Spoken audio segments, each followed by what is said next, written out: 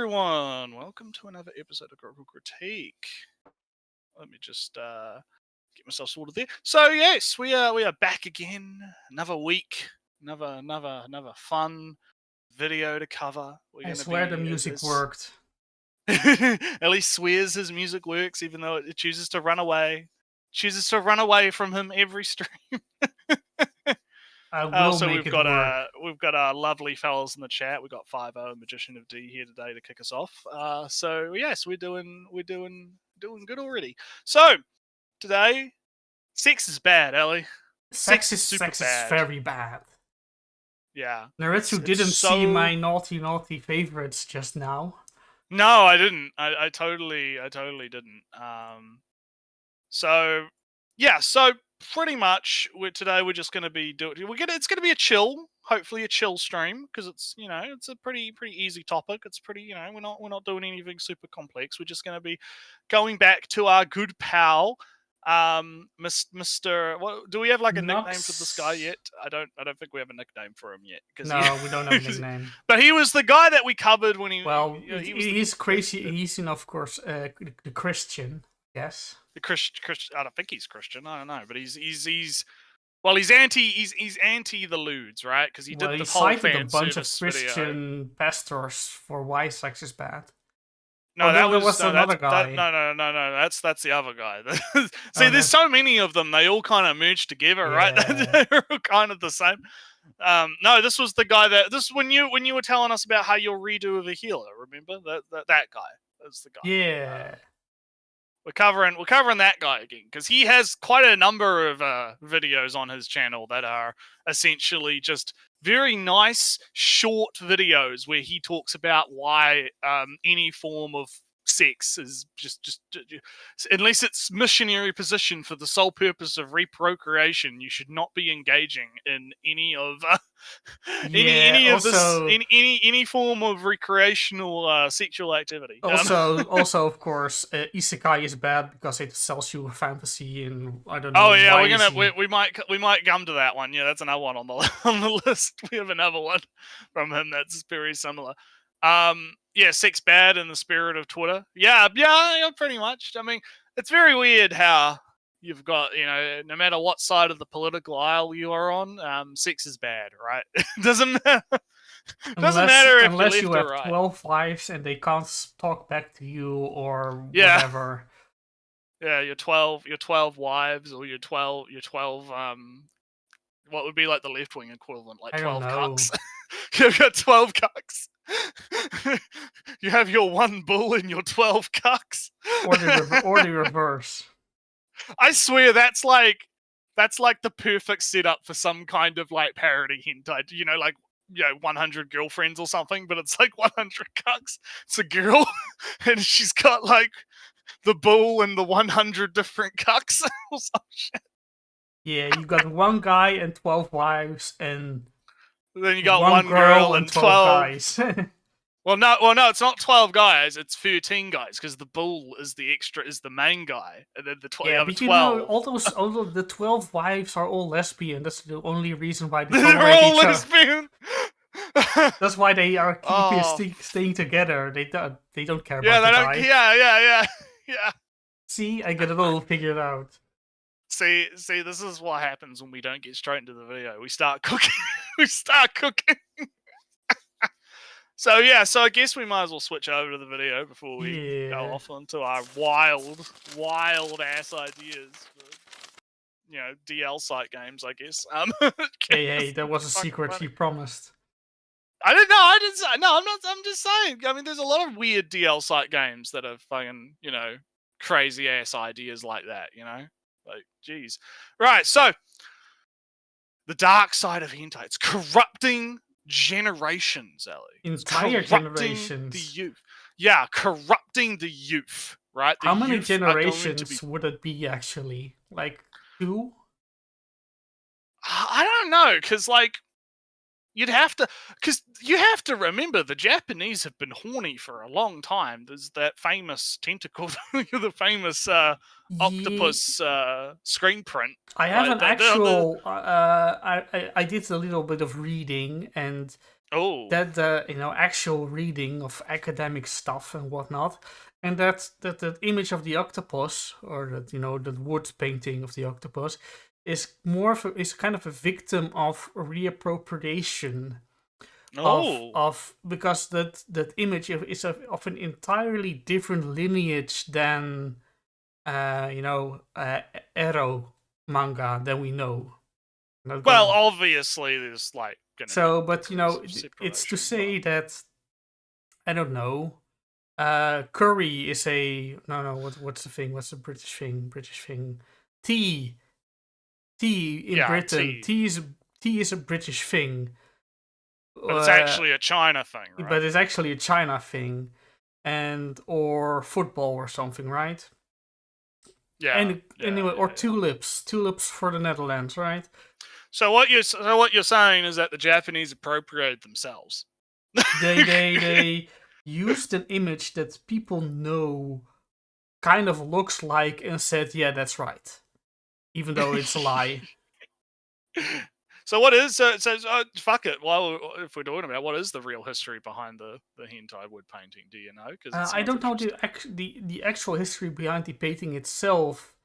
Is, I don't know, just an erotic fantasy, I guess. I don't know. But the thing is that it has no real relationship to the Edo manga we have today. Well, I wouldn't say it has like a direct correlation, but I think it is an interesting case study of the fact that even back in those days, people were horny, right? Like, I think it, like, because I don't know any other explanation. Because you have to understand, to make one of those fucking prints, right, is a lot of, because you have to like carve the wood, and you have to carve each individual layer for each individual color, right? Like, it was a fucking process to I don't make know. those I think prints. I don't. I'm pretty sure. But their sex, their entire statues of sex. Oh yeah, they have like the penis deity and all that other shit. Like, No, but yeah, just over in the entire world, statues in India and manuscripts of very expensive paper in Europe, and wood carvings yeah. in old So, Southern America. to cap off the history lesson is people have been horny for generations, and that's not going to No, change and although it's anytime very soon. funny to say that, oh look, octopus, that means tentacles today, but that's not really connected. No, I believe the correct. You'll have to correct me if I'm wrong on this, but from my knowledge, I believe that the tentacles came about mostly to get around the censorship because of, oh, you can't have a dick, right?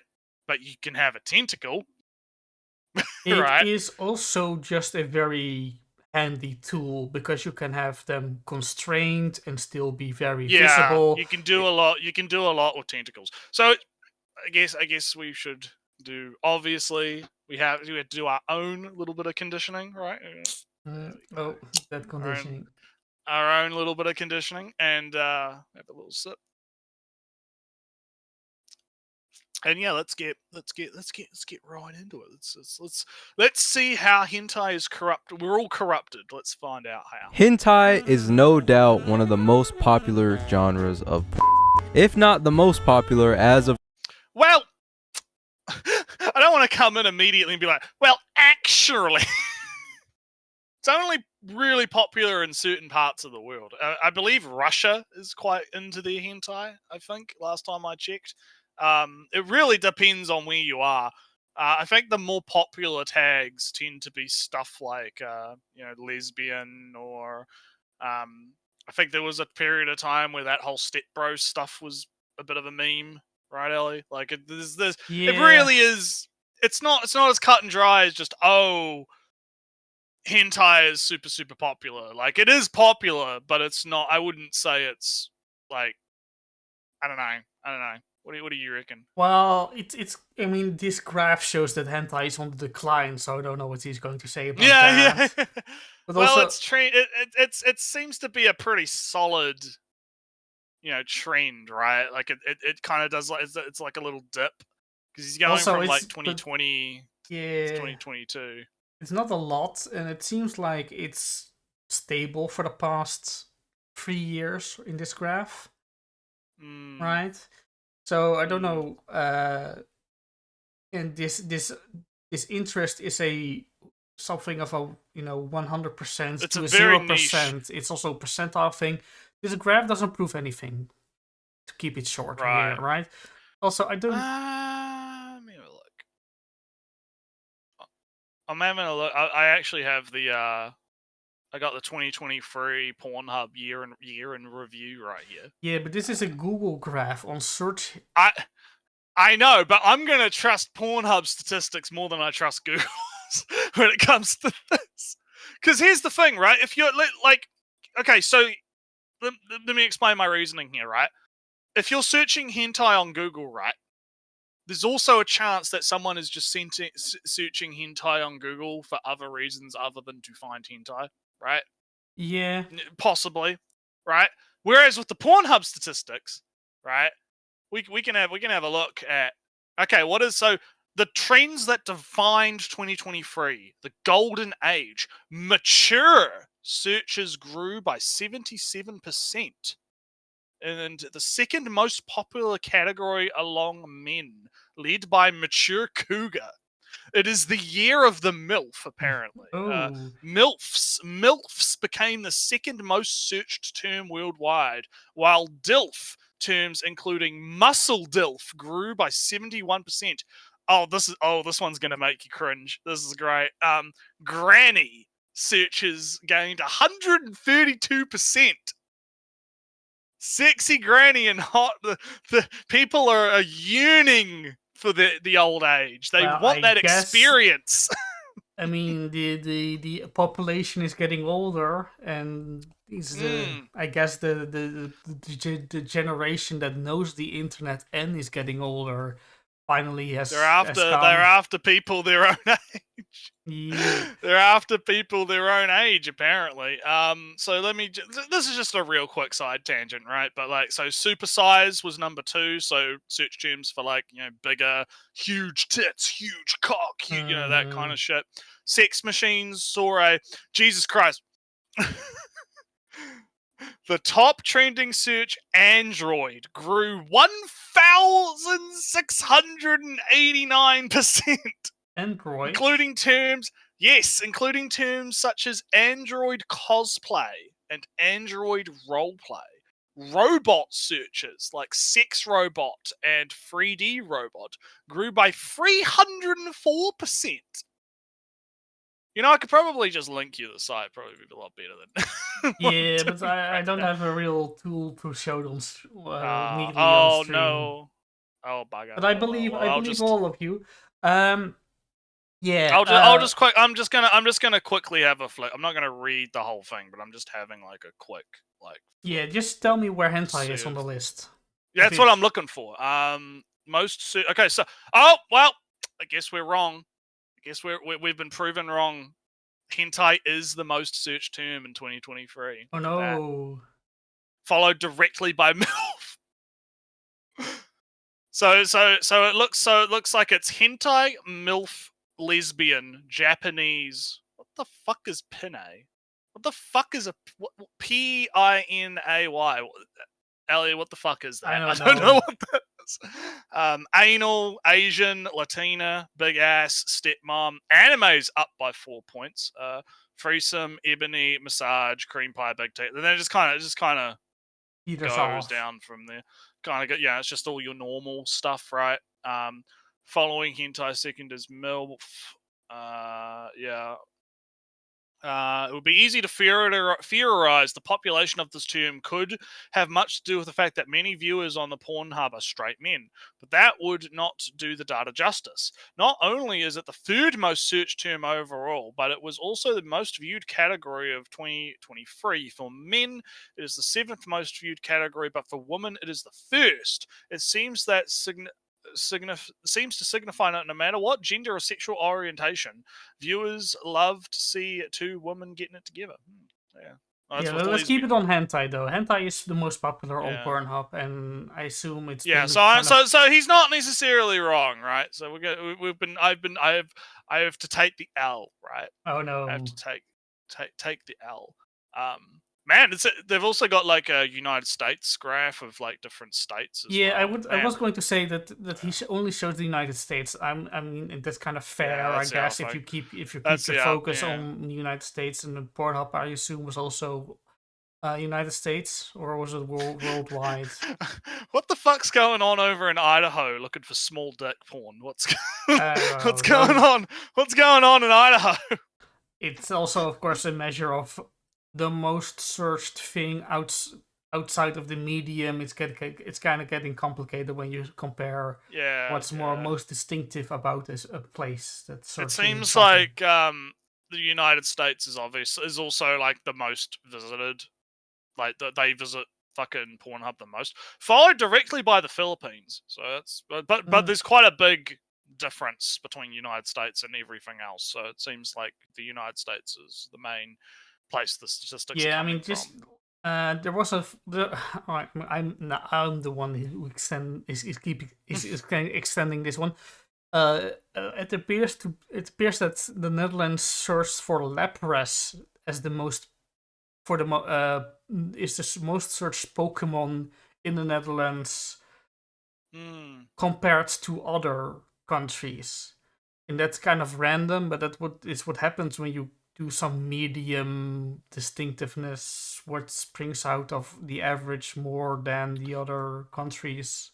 So this is interesting. Men's favorites versus women's favorites, right? Like Japanese for men is top of the list, and then for women it's lesbian, which is interesting. But then Japanese is second for women. So I guess everyone just loves Japanese people these days. I guess that's And the soft power.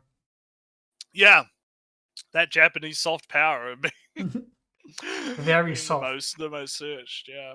So there's like the list just keeps going. There's like so many statistics you can look at. Like they even have like what like it turns out that most people are looking at like who's watching on what console. Like they've detected that people on the PlayStation are watching a lot more than the Xbox users, which is quite. This is the last one, Nretsew. No, I know.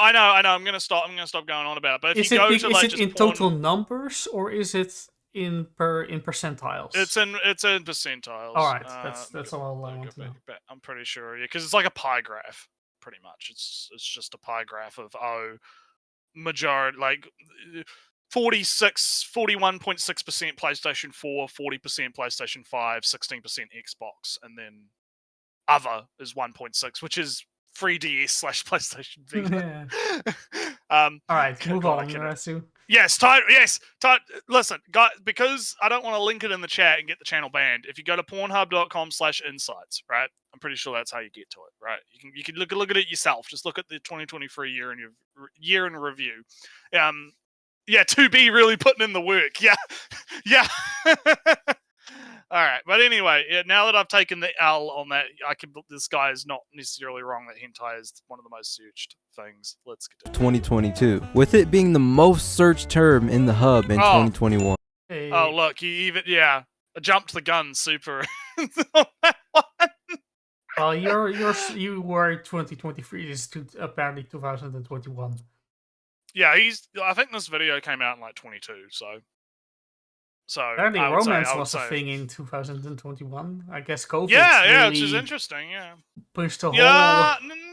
Maybe. All right, well, let's continue. It's really no surprise when you consider the fact that hentai offers more visual stimulation in terms of movements, angles, colors. Also, one second. Oh. The challenge is what thing has he behind the sensor? Is it the real game? This is a real game. Let's continue. And facial expressions. So I find it weird how he's making this point though. Like apparently hentai has more movement.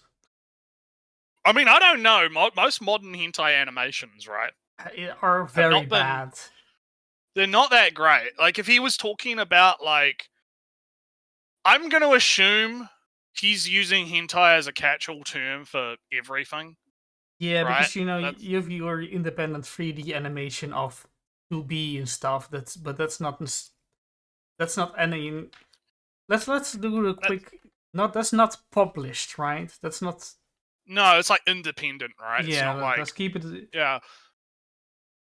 It's kind of hard because I can understand like why someone would do that, where it's just like, oh, we're just going to use like all cartoon / anime / game or whatever, like Especially for some hentai, right? some very broad site like Pornhub. Yeah, like I can understand why he would use that. Like he would broaden the definition so that he can talk about everything. Because if you're talking about like H manga, right? You're talking about like H dojins and stuff. Like I can agree that there's a lot of variety, right? Like you could find it you could find something for every single type of taste imaginable, right? If you can think of something, there's probably a dojin of it, right? Like even the stuff that's like extreme, right? So I think that on that respect, I can agree. But the problem is because he's using such nebulous terms and such generalized definitions. Well, right? The thing is, right, it becomes a bit muddy. The problem is that people search for hentai, and hentai doesn't really mean anything. And Pornhub lists hentai, and hentai on Pornhub is anything that's slightly Japanese in origin looking. Yeah. That makes it a very vague. Even before he came in, that's why it's kind of hard to generally talk about it. It is. Yeah, it is. It is. So let's see where it goes. And because it's not real, it can go a lot further with less constraints to reality. But the most important question is, has hentai affected society in a Has hentai affected society? Oh yeah. God, I love the foreboding these guys do, right? These types of people. They're like, it's ruined. Has it ruined society and young men? Are young men getting ruined by hentai, Ellie? Like, God, I love it. I love it. So. It's so funny. Nah, me neither. But let's see what his argument is. Especially young men, in a positive way or a negative way. This.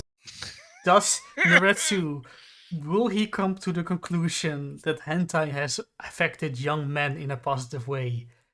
No, considering he says corrupting generations in his title, no. Well, don't think he's going to say keep that. an open mind. He might come with a positive conclusion. Oh wow, you're going to be good faith today, are you? I forgot to tweet out the streams. Oh no. Just say it's about hentai in the tweet. Yeah, silly hentai video. I'll say it's a hentai video, and I'll get like 5 pussy and bio responses. Oh no! Another side thing while you do Twitter. I'm getting like a bot a day following my secondary Me too. account. Sometimes they have the same name too. It's the same fucking bot.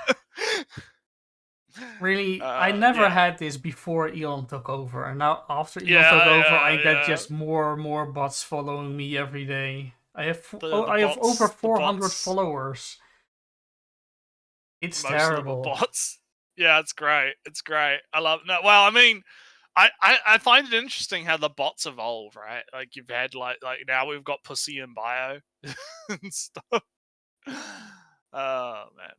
I'm sure this guy on YouTube has the qualifications to determine hentai's effects on society. Yeah, totally. Those damn porn I forgot. Yeah, keep going. I'm doing a thing. All right, you're cooking. Okay. Is the dark side of hentai. And spoilers, as someone who has watched hentai for years, I think it's the former. Ooh, Christian guilt. Well, I mean, in the last video, we determined that this guy blames literally all of his life's problems on the fact that he jacked off when he was younger. So, I mean, I threw something in pop chat, and this is from my secondary account, right? Let me look at your cooking. Oh yeah. Yeah, these ones. Yeah, I've seen these ones too. Yeah. Very annoying. Oh. Mid-journey optimization, and it isn't labeled as an ad on my Twitter feed, right? It isn't labeled as an ad. It's not somebody else who's following it, who's retweeted it. It's just between all my Japanese tweets, it's how to optimize your mid-journey, the Dale A thing for AI, whatever. Oh shit, yeah. But anyway, Thapper's remorse, yeah. So yeah, like this is an interesting like part 2 almost to the first video, because he went through like his personal history and stuff, where he was like, oh, I was fat and depressed and sad, and it was all because I was weird and liked anime and hentai, and people thought I was weird. Oh no, like so I don't know if it's a religious angle, Ellie. I don't actually think it's a religious angle this time. I actually think this is more like manosphere type stuff, which isn't necessarily religious, right? Because the manosphere type stuff is more, oh, men should be like this because I'm a manly man and I know how to be a Giga Chad, real G. Yeah, if anything, right, this is my critique of big society, I guess.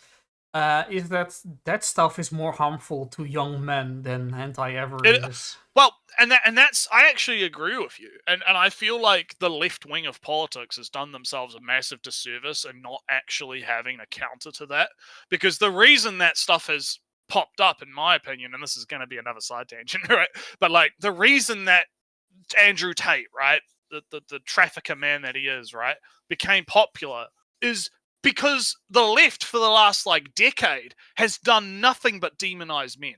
It's done nothing but be like, oh, you like manly things? You're evil. You're a plague on society. I'm going to the feminist. Yeah, no, because I'm right. Because that is literally Nretsew, what the thing they've is, done. right? You have, but in that same time, right? You had Alex Jones and all whoever's on the right saying that men are in danger and whatnot. And then, Andrew Tate comes along and they is celebrated for it by the right wing people and say this is they are. Yeah, they are, because the left is retarded, Ellie. No, but the right wing just say, "Oh, this trafficker is a good guy." Okay.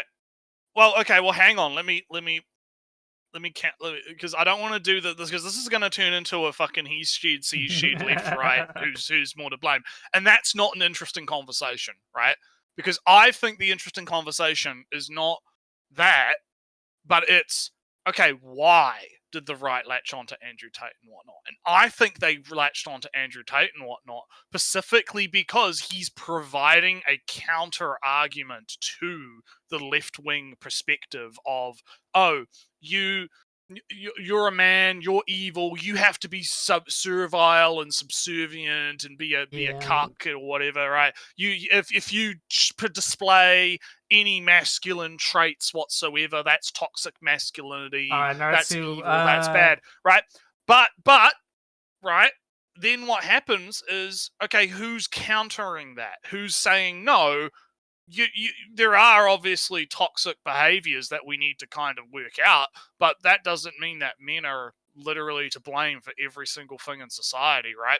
Who's the counter to that? Well, the only person that's making a counter argument to that is people like Tate, and they're doing it in such a way, right, that makes it appealing to young men who are looking for that kind of purpose because they lack that kind of purpose, right?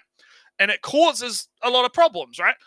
And, well, Nretsew, and I think that the left is. I think the left, and I will put my flag in the sand and say that I think the left is significantly more to blame for the rise in that stuff, because they were the ones beating the drum that all men were bad in the first place. But Nretsew, I'll say a thing, and then we've both said our things, right?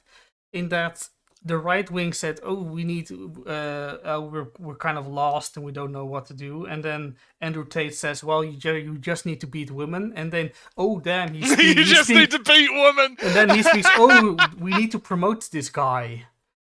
See, I think the problem here, Ellie, is you're not as like, because I'm a bit more familiar with Tate's actual points and content, right? And it's not just, oh, we need to beat women. A lot of Tate's messaging, which was more effective, is more the stuff that's along the lines of, no, you can be a real man, right? Yeah, but the thing not, is, right? It's not necessarily. No. His vision of like a real man is like, oh, you're stoic and you're fucking, badass, rich, get all the money, all the hot chicks will come to you, blah blah blah blah blah. Like it's that kind of stuff, right? Yeah, and that's an what makes it unrealistic appealing dream, to right? people. It's because it's fake. He faked his It wealth. is fake. Yeah, no, I agree. It's fake. But the problem is that's appealing to people that don't like to men that are lacking that purpose in life. Also, right? it's And kind that's of why they get it's tricked by harmful it. to say that to a 14-year-old that you need to be. Yeah, it is. Yeah, it is. It's yeah. There's no disagreement. That's what I'm saying. Like, but I think the problem is we found our agreement, Nretsew. It's time to move on. We found our agreement. We have to move on. But like, the TLDR is left wing bad. Fuck the leftists. Oh no, he's right wing likes beating women. But before we get into all that, let's learn a little bit about the history of hentai. Before we this is gonna be fucking good. I'm gonna have the fucking Puritan tell me about what hentai is. All right, buddy. Let's see what he has to say, Ollie. Let's see. Add all the amazing tentacle that we enjoy today. There were shunga, which were Japanese erotic art, which is dated back all the way to the year 704 AD. This is exactly what I said, right? Yeah. Future Sight strikes again. Again. Oh, it's a terrible gift. Yeah, it's a curse, really. No. So as you were mentioning before, this doesn't have a direct lineage to what we have now. No, sexy images drawn in medieval manuscripts and Roman fiction has not a direct link to naughty comics in Belgium in 1980.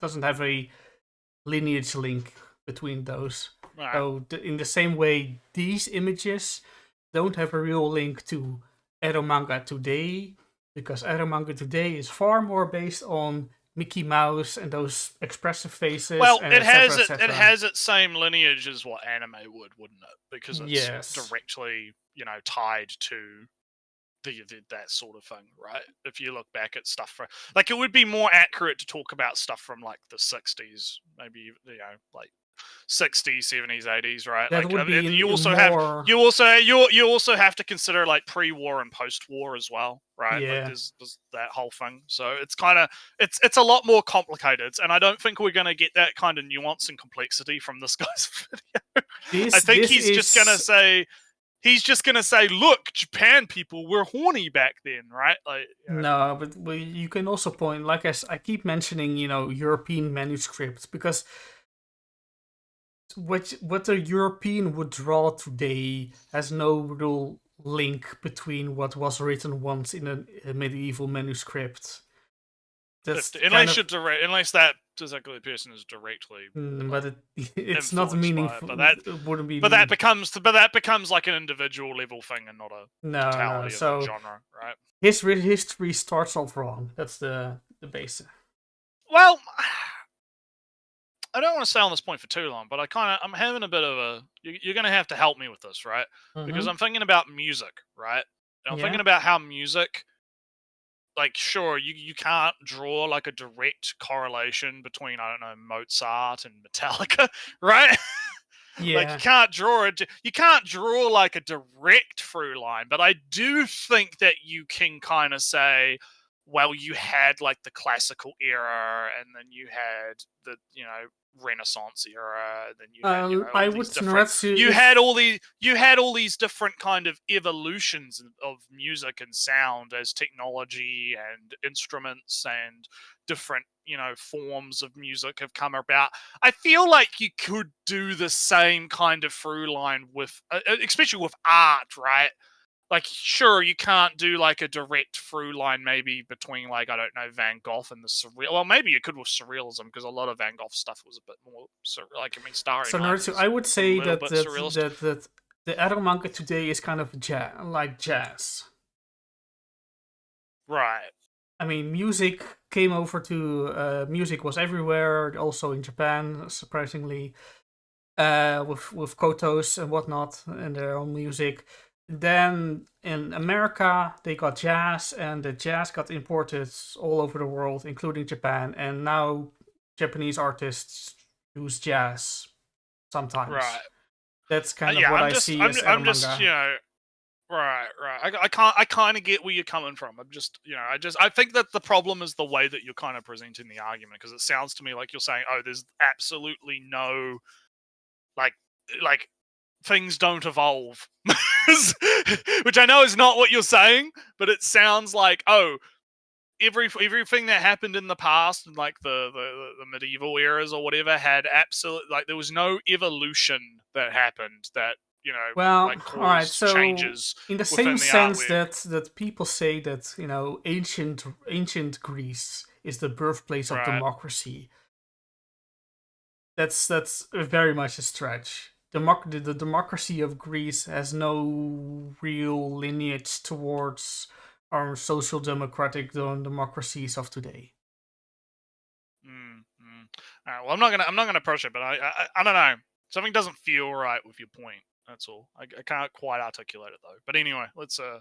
These I were just don't care especially about your popular feelings. because they depicted sex acts and All right, all right, Ellie. Ben Shapiro over here, fucking Benalero. Benalero Montero or whatever.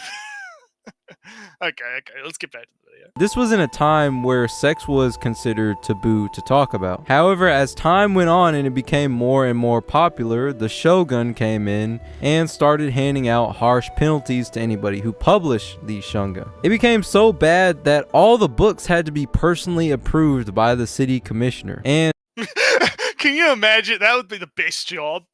Can you imagine being the city commissioner?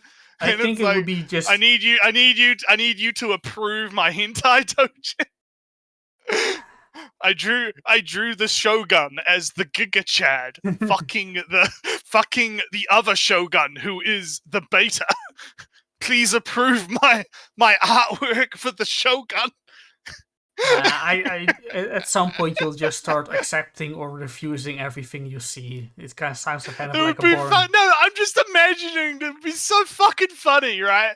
Like, can you imagine the shogun? Like, he sees like this artist makes like a fucking yaoi dojin of him like dominating like his rival, and he's just like, nah, this is based. This is actually based. I'm going to publish this and send it to the other guy as a declaration of war or something. Yeah, I'm not. 100% didn't happen and is an actual historical act. I know. I'm just like, let me have my fantasies, Ellie. Yeah, okay? yeah. No, I just want to say I'm not familiar with this part of Japanese history, and also I still very much doubtful on the actual relevance. No. I haven't looked into this like era of Japanese history in terms of pornography either. It's a bit of a blind spot, but it's which is kind of like why I don't really trust a lot of what this guy's saying, because he probably just like read a Wikipedia article or something. Not was bad like, enough oh, itself, but give sources or something. What's Magician of the D saying? Well, I don't know about that. There's no direct transition, but the people designed our modern political systems did look to the past. Examples such as Rome and Athens will make. Yeah, see, that's kind of where I'm coming from. I don't want to drag that conversation back up again. But Magician of D is I think that's kind of why, because I feel like we do look to, even though it's not a direct lineage, I think people do look to historical precedent to kind of go into like to kind of evolve the new styles. So yeah. We're not going to redo that whole combo again. I'll But just say one thing, I right? kind of In agree with that the political things of past societies, past civilization, is often reinterpreted in our modern contexts. So one example is that in the 60s or 50s, we imagined that primitive societies had one hut for making arrow shafts, and one hut for making arrow heads, and one hut for making the feathers. And that was born out of this industrial mindset of the time. And today we think more of them, people did them communally together when who was good at what. That was what people did. That's with our today mindset. So I what you caution against just because Sorry. we did look towards the past, but it's always interpreted with the lens of today. Yeah, I kind of get what you're saying. You're basically just saying, look, yeah, they're not directly copying the past. It's obviously copying, like, taking inspiration from and looking at it through whatever the current times, quote unquote, lens is, in order to, so and so, blah blah blah blah blah. That time I got reincarnated as a shogun and improved a Yaoi dojin to crush my rival. Yeah, I just think that idea is fucking hilarious. The idea that you had, like, the fucking city commissioner. Like, if you wanted to publish, like, some fucking porn censors. or whatever, yeah, you had to, like, submit it, and the guy would have to, like, sit there and just look at this fucking hentai or whatever and be like, Nretsew, the modern day equivalent is being a content moderator on Facebook. Yeah. God, man, it's fucking great. But I think it would be an interesting thing to look into, kind of like the history of the time and how porn was, because I can believe that, obviously, like, because from what I know about, like, Japanese culture, right, they've not. It's like there's a very, what they consider to be, like, erotic, I guess, is kind of different, because you've always got, like, the communal bathing type stuff, right, where that's not seen as, a problem. Whereas in other countries, culturally, you that is a Anglos, problem. right? You Anglos. You Anglos, us Anglos, hey! See skin and get all panicked. While here on Broad, they, at 1 p.m., when the sun is out, you can have bare breasts on TV. It doesn't matter. Yeah. So I feel like there's a little bit of cultural. I feel like this fellow might be, like, he's doing what you were just talking about, where he's viewing this through, like, that kind of American cultural lens, right? Because I don't think that the Shogun or whatever were that particularly giving as much of a shit about the loot. They probably had more important things on their mind, like not getting fucking decimated by the other shit. I don't know. I mean, if you're a supreme ruler, right? If you can just say and things happen, people say dumb things and make dumb decisions. I guess, yeah. But hey, I'd have to look into it. But let's continue this. Let's continue the history lesson. This is fun. This is fascinating. I didn't think we were going to go down this route. This is great. After this reform, it pretty much killed the market for shunga, and that was the end of that. Fast forward to the 19th century, and again, the Japanese government enforced heavy censorship to Western ideas and culture, political writings, and, you guessed it, these were heavy penalties too for violence. So this is, I believe, if he's talking 19th century, this is after, like, the Meiji Restoration. Yeah, this sounds like Meiji, yeah, because it sounds like he's talking about the Westernization. Yeah, period. And Westernization means, the Westerns hate porn. Let's also hate porn. Yeah, and I don't like how he skips over 400 years. Yeah, well, that, and there's, like, a lot that he's missing out contextually from this. Because I might not be super educated on the period, but from what I understand, it wasn't, like, I don't think it was that harsh. I think he's playing it up a little bit, right? I think he's playing it up, but I'm not, again, I'd have to look into it myself and do some more research, right? Yeah. We had Bio, because I know Bio is, like, hyper, like, autistic about the history of, Japan. Like, we should ask him if he can come on real quick. Talk about the history of Japan. I don't think he's in the server anymore, but this. I mean, after the Meiji Restoration, between the last period he mentioned and this period, weren't there, like, 3 revolutions or so, 3 changes of government? Yeah, they had a lot of shit happen. Yeah. And I don't think that, like, it's hard because I want to have more. I want to be able to make more definitive, like, fact counters to what he's saying, because I've got that vibe, Ellie. I've got those vibes again. Right? I feel like he's not. I feel like he's not telling the full story. Right? I feel like there's something else here that I'm missing, right? But I can't quite put my finger on it.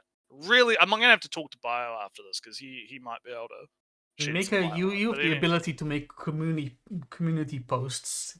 If you want, you can do it over there. Yeah, I could do that too. Yeah, but anyway, let's continue. Violating these laws. You could be fined 2,500,000 yen, which is around $18,000. Keep in mind, that's without. Maximum, it could be, yeah. Maximum penalties, and you only get like a tenth in most sentences. Well, let's keep going. Taking into account inflation. The actual worth of that fine is worth over 630,000 US dollars. Just imagine being fined 600 grand for reading Metamorphosis. Honestly, you'd probably rather be fined 600 grand than to read that. Censor. Oh, it's the meme. Haha, it's the meme. Gotta talk about the meme, Ellie. I didn't even like that one.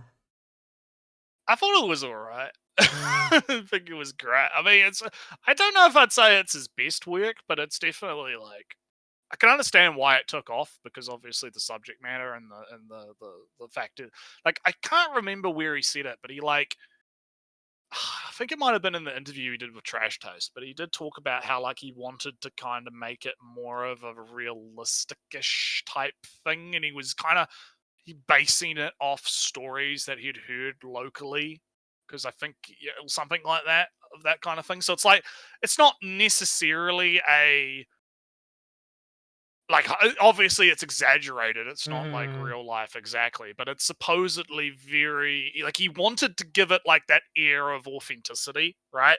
Alright, like, this is review of that could Metamorphosis or Hentai. Yeah, review of Metamorphosis. Let's go, right? Let's do it. The thing is, right, you first. In the sense of what makes it more realistic is that it kind of gives a realistic portrayal of bullying in Japan. That writing on the desk and then everybody starts ignoring you because you were bullied. It's very you get bullied. Psychological. Yeah, it's more psychological bullying. And then you skip out of school, you drop out of school, you lose out on society, and then you have to resort to desperate measures. Well, the general idea is that she wants to be more popular. She wants to make friends, right? And the downward spiral is she falls in with the wrong crowd, and that causes her to basically downward spiral. And then there's the part where obviously the dad rapes her, which is kind of... Yeah, this is where it kind of falls apart in the realistic department. That is actually where it falls apart, because I feel like that was a bit out of nowhere. I think the problem was he needed to have an excuse for her to get like kicked out or something of the house, and I think that he kind of just put that in there as like an excuse to kind of ostracize her from the family. But I feel like it would have been a lot better if it was more like, oh, she got caught with drugs or something, or she got like caught fucking in a room or something, because that sounds a lot more like something that would get you ostracized from like a Japanese family or something. Yeah, right? I mean, it would be for far less, right? Just you could be exiled from your family for far less than what was in the story. Yeah, like I feel like that was definitely a part in the story where I think that he could have, because I feel like the problem was he had to turn everything up to 11, right? And he had to add that in as like just an excuse. All right, but that was my review of Metamorphosis. Yeah, that was Ellie's review. Well, let me have my review, because I wish I could actually bring it up right now on In Hentai and talk about it while looking at it, but I can't because it got purged. It's part of the fucking, because In Hentai got purged recently. So I as I mentioned, I think Metamorphosis is not necessary. I don't know. I'd have to look at some of his other works, so if I was going to do like a ranking of his works, because I've read a lot of his work, right? But I feel like it's definitely good, right? I think it is a good story, and it's pretty decent. It has its problems, such as narratively, such as the dad rape part, right? But I feel like overall it definitely gets the message across that it's trying to convey, and I think it succeeds in what it's trying to do, right? As a narrative and a story, right? I think obviously the art is fantastic, right? Because I mean, he's a good artist, right? He's a good artist. There's not much else to say about that. I think that the reason I feel like it kind of took off as kind of the meme was because it has that sort of shock value to it that a lot of those kinds of memes do. Where it's like, haha, haha, you watched Two Girls, One Cup, or, you know, ha, you watched Meat Spin, or haha, you, like, you know, like that kind of thing, right? Where it's like, oh, you're gonna, what's this dojin about the girl with the twin tails? I bet hope it's a wholesome story, you know, like, yeah. I feel like that is why it took off as a meme more than anything, and like it's that sort of blindsiding shock value type stuff, and you know, irony is a big part of those kinds of memes, right? But I think if you take that out of it and you look at it like as it is as an artwork, right, as an actual piece of work, I think it's pretty decent. I think it's really good. I would rate it quite. I mean, I think it gets overhyped. I think it definitely gets overhyped, but it's still pretty good. I like FIFO's mentioned TSF. TSF's really good. Yeah, I like that story way more. Maybe I'm not a big fan of, you know, depressing in general, scary. Yeah, depressing. I mean, I don't mind. I don't mind. I think, yeah. I'm not one to like depressing stories to begin with, and that's kind of the same for my idol mangas. So doesn't matter really in what context. I'm not a fan of depressing stories in that sense. So TSF. Yeah, again, I'd have to bring up like what other work he's done, because I know he did TSF, he did Metamorphosis, and there's like a few others that he's done. Yeah, like the one shots, like the one in the boss with the missing arm and the girl in a wheelchair, and he's done a lot of one shots that were really good, but I'm blanking on the names of them. Yeah. Because it's hard when you haven't got them like the list in front of you to look at, right? Be able to be like, Mr. Big has my back. Yeah. I mean, I'm personally like fine with dark stuff. I actually kind of like, I like exploring those kinds of ideas, right? Like, you know, I don't mind feeling bad a little bit to be able to explore, you know, these kinds of dark kind of subject matters, right? I think you know, there's you know, there's nothing wrong with either or. So anyway, that's our review of Metamorphosis. Yeah. Clip it, Nretsew. Do it. I will clip that out and I'm fine with sad stories, with stories that make you cry, and give me a story and say it will make me cry, and I'll read it and it will make me cry, and that was a good sad story. Damn, that was good. Yeah. I had feelings. Yeah. Oh shit, you felt something. Holy shit. Oh damn.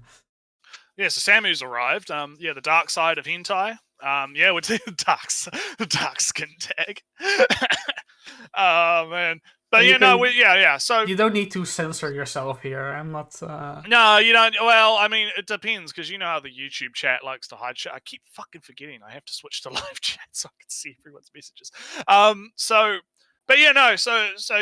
I think that Metamorphosis is great as a meme, but real people would be able to like talk about other works, I guess. I mean, actually, come to think of it, what's his name? Is it the Victim Girls guy? Asanagi. He had one come out recently that was really funny. Have you read that one?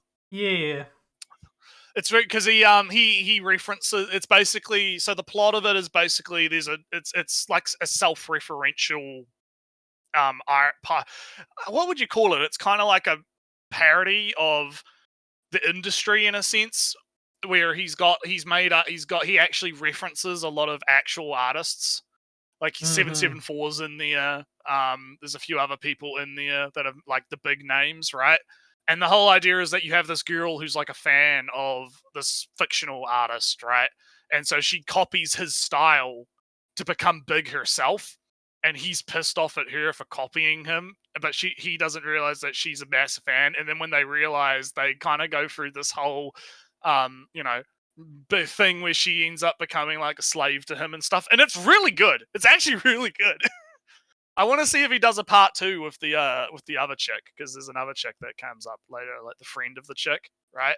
I want to see if he does a part 2, because it was really funny, and it was really interesting to have like this kind of like perspective of like, oh, this is how like he perceives, you know, Women. hentai art in a sense. Oh no, you Yeah, missed me. Sagi. Metamorphosis peak. Yeah. He sends through messages to show in the chat. Yeah. No, I mean hentai has shown up in the images in the chat before. Yeah, and we're just we're all just being chill here anyway, so it's not a big deal. But anyway, let's get back to it. We can talk more about maybe Asagi's works later. Yeah. Feel like it. Censorship laws throughout the 1900s only got worse and worse from there. Death penalties, approval from the emperor himself, it was bad, okay? Until the year 1945, when the emperor Hirohito announced that Japan would surrender in the Pacific War. And after the surrender of Japan, the supreme commander of all allied nations, General MacDougall, abolished all forms of censorship and established freedom of speech. And this meant that that's not quite what. Well, no. Well, even in this, if you say that the censorship on sexy stuff was removed, there was quite a while when Japanese weren't allowed to create their own media. They had to import it from America and elsewhere. They were not allowed to criticize their, the occupiers. Yeah, I mean, yeah, and there was like there's so much shit that he's like the contextual stuff that he's completely glossing over here. Like, there's just so much shit that's like that's not how that happened. You couldn't make political stuff while the Allied were in Japan. That was not allowed. Couldn't. Yeah, and I feel like him being like, oh, there was all this censorship before, right? Like, sure, I guess there was to an extent, but I don't know if it was like, did you get the death penalty for drawing fucking porn? I'm more sure that you would get the death penalty if you were wildly anti-government, political, whatever. Yeah, that's what it sounds like to me. I don't think you would kind of be I would assume that this pre-war, the build-up, and it would kind of be, the Japanese fascist dictatorship at the time. I'm sure that if you would offend the semi-fascist or completely fascist dictatorship of Japan, you would get the death penalty. Yeah. Like, I think that, but I don't think that they would kill you for just like, I don't know, drawing a chick with boobs, right? Like, I don't think like, it feels a little bit like. Yeah, like I feel like there's missing context here. I really wish I had someone on that was more knowledgeable. I'm more maybe offended. We need to get Full back on or something so we can get someone that's like more knowledgeable of this. I'm more offended that he would say that that Douglas guy put freedom of speech in Japan when they banned political speech in Japan for a while. That's not what happened. Yeah, like that's not what happened at all. I'm offended on behalf of the Japanese. No, the Japanese were heavily censored. They couldn't say anything about anything it's for a while. It's like Magician D said, how Douglas MacArthur saved hentai and doomed humanity. Yeah, like. Anyway, let's continue. Japan's porn industry was back in action, baby. Bigger and badder than before. There were still. Wait, can you pause real quick? I'm not. He's using black and white stuff for. Yeah, it looks very modern. Yeah, and he's just throwing black and white over it. That's not 1950 images. No, it's not. Also, they had color stuff in 1960. Yeah, 1950, we'd already begreased the color. Yeah, like there's this like this is why I don't want to take his word at face value because it seems like he's being dishonest, right? Like, it really feels like he's bullshitting a lot of this, but I can't, like, I really fucking wish I could get, like, fuck it, give me a minute, I'm cooking. Give me a minute, I'm cooking. Where's Bio? I'm gonna ask him, because he might, I want to see if he's around to watch the stream, just so he can be in the chat. Bio, where is he?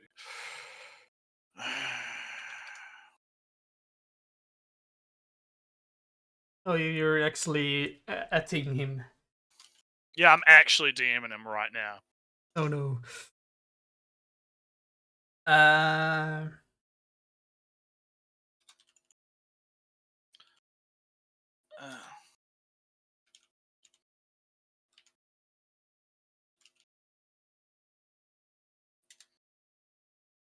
And then I'm gonna link him the stream. I'm just gonna see if he's around, and I might have to get full in on this at some point as well, but I might do it later. Nah, Oh, you can't. he's getting back. He's getting back to me right away, so we'll see if he's around. Anyway, let's continue for a Okay. while. Yeah, I'll and badder than before. There were still restrictions, but it was nowhere near as bad as it was before. And in 1969, fitting for the year, the first of what we now know as erotic manga or dojinshi was released. Cybele was a hentai manga by Azuma Hideo, I probably butchered that shifted the Japanese pornography market forever. And with the technological boom in the 1980s with computers, video game consoles, and television, someone thought it would be a smart idea to create an erotic anime. And in 1984, we got just that. The Lolita anime series was the first hentai ever released. It was it? This sounds correct from what I've heard before. That the Lolita stuff was kind of the first in its there was the first manga series in the modern sense. The first erotica ero anime was also kind of an adaptation of the first ero manga. So that this tracks from what I know. Right. Yeah, I just told you, Bo will be in the chat and maybe a little in a bit. Because I just told him that I told him like he can go back because we have people have the ability to go back in the stream. Yeah, and I haven't. So if he wants to go back in the stream and watch back in the past, he can comment on stuff. Yeah, he can comment on stuff as it goes. I'll tell him to do that once he comes. Because I don't think he's in the server anymore, so we can't get him in voice chat. But I can get him in the permissions or whatnot. I can get I can get him in the text chat so he can tell us what the goes. So anyway, he was basically just saying so you reckon that this is semi accurate? At least Lolita could be considered.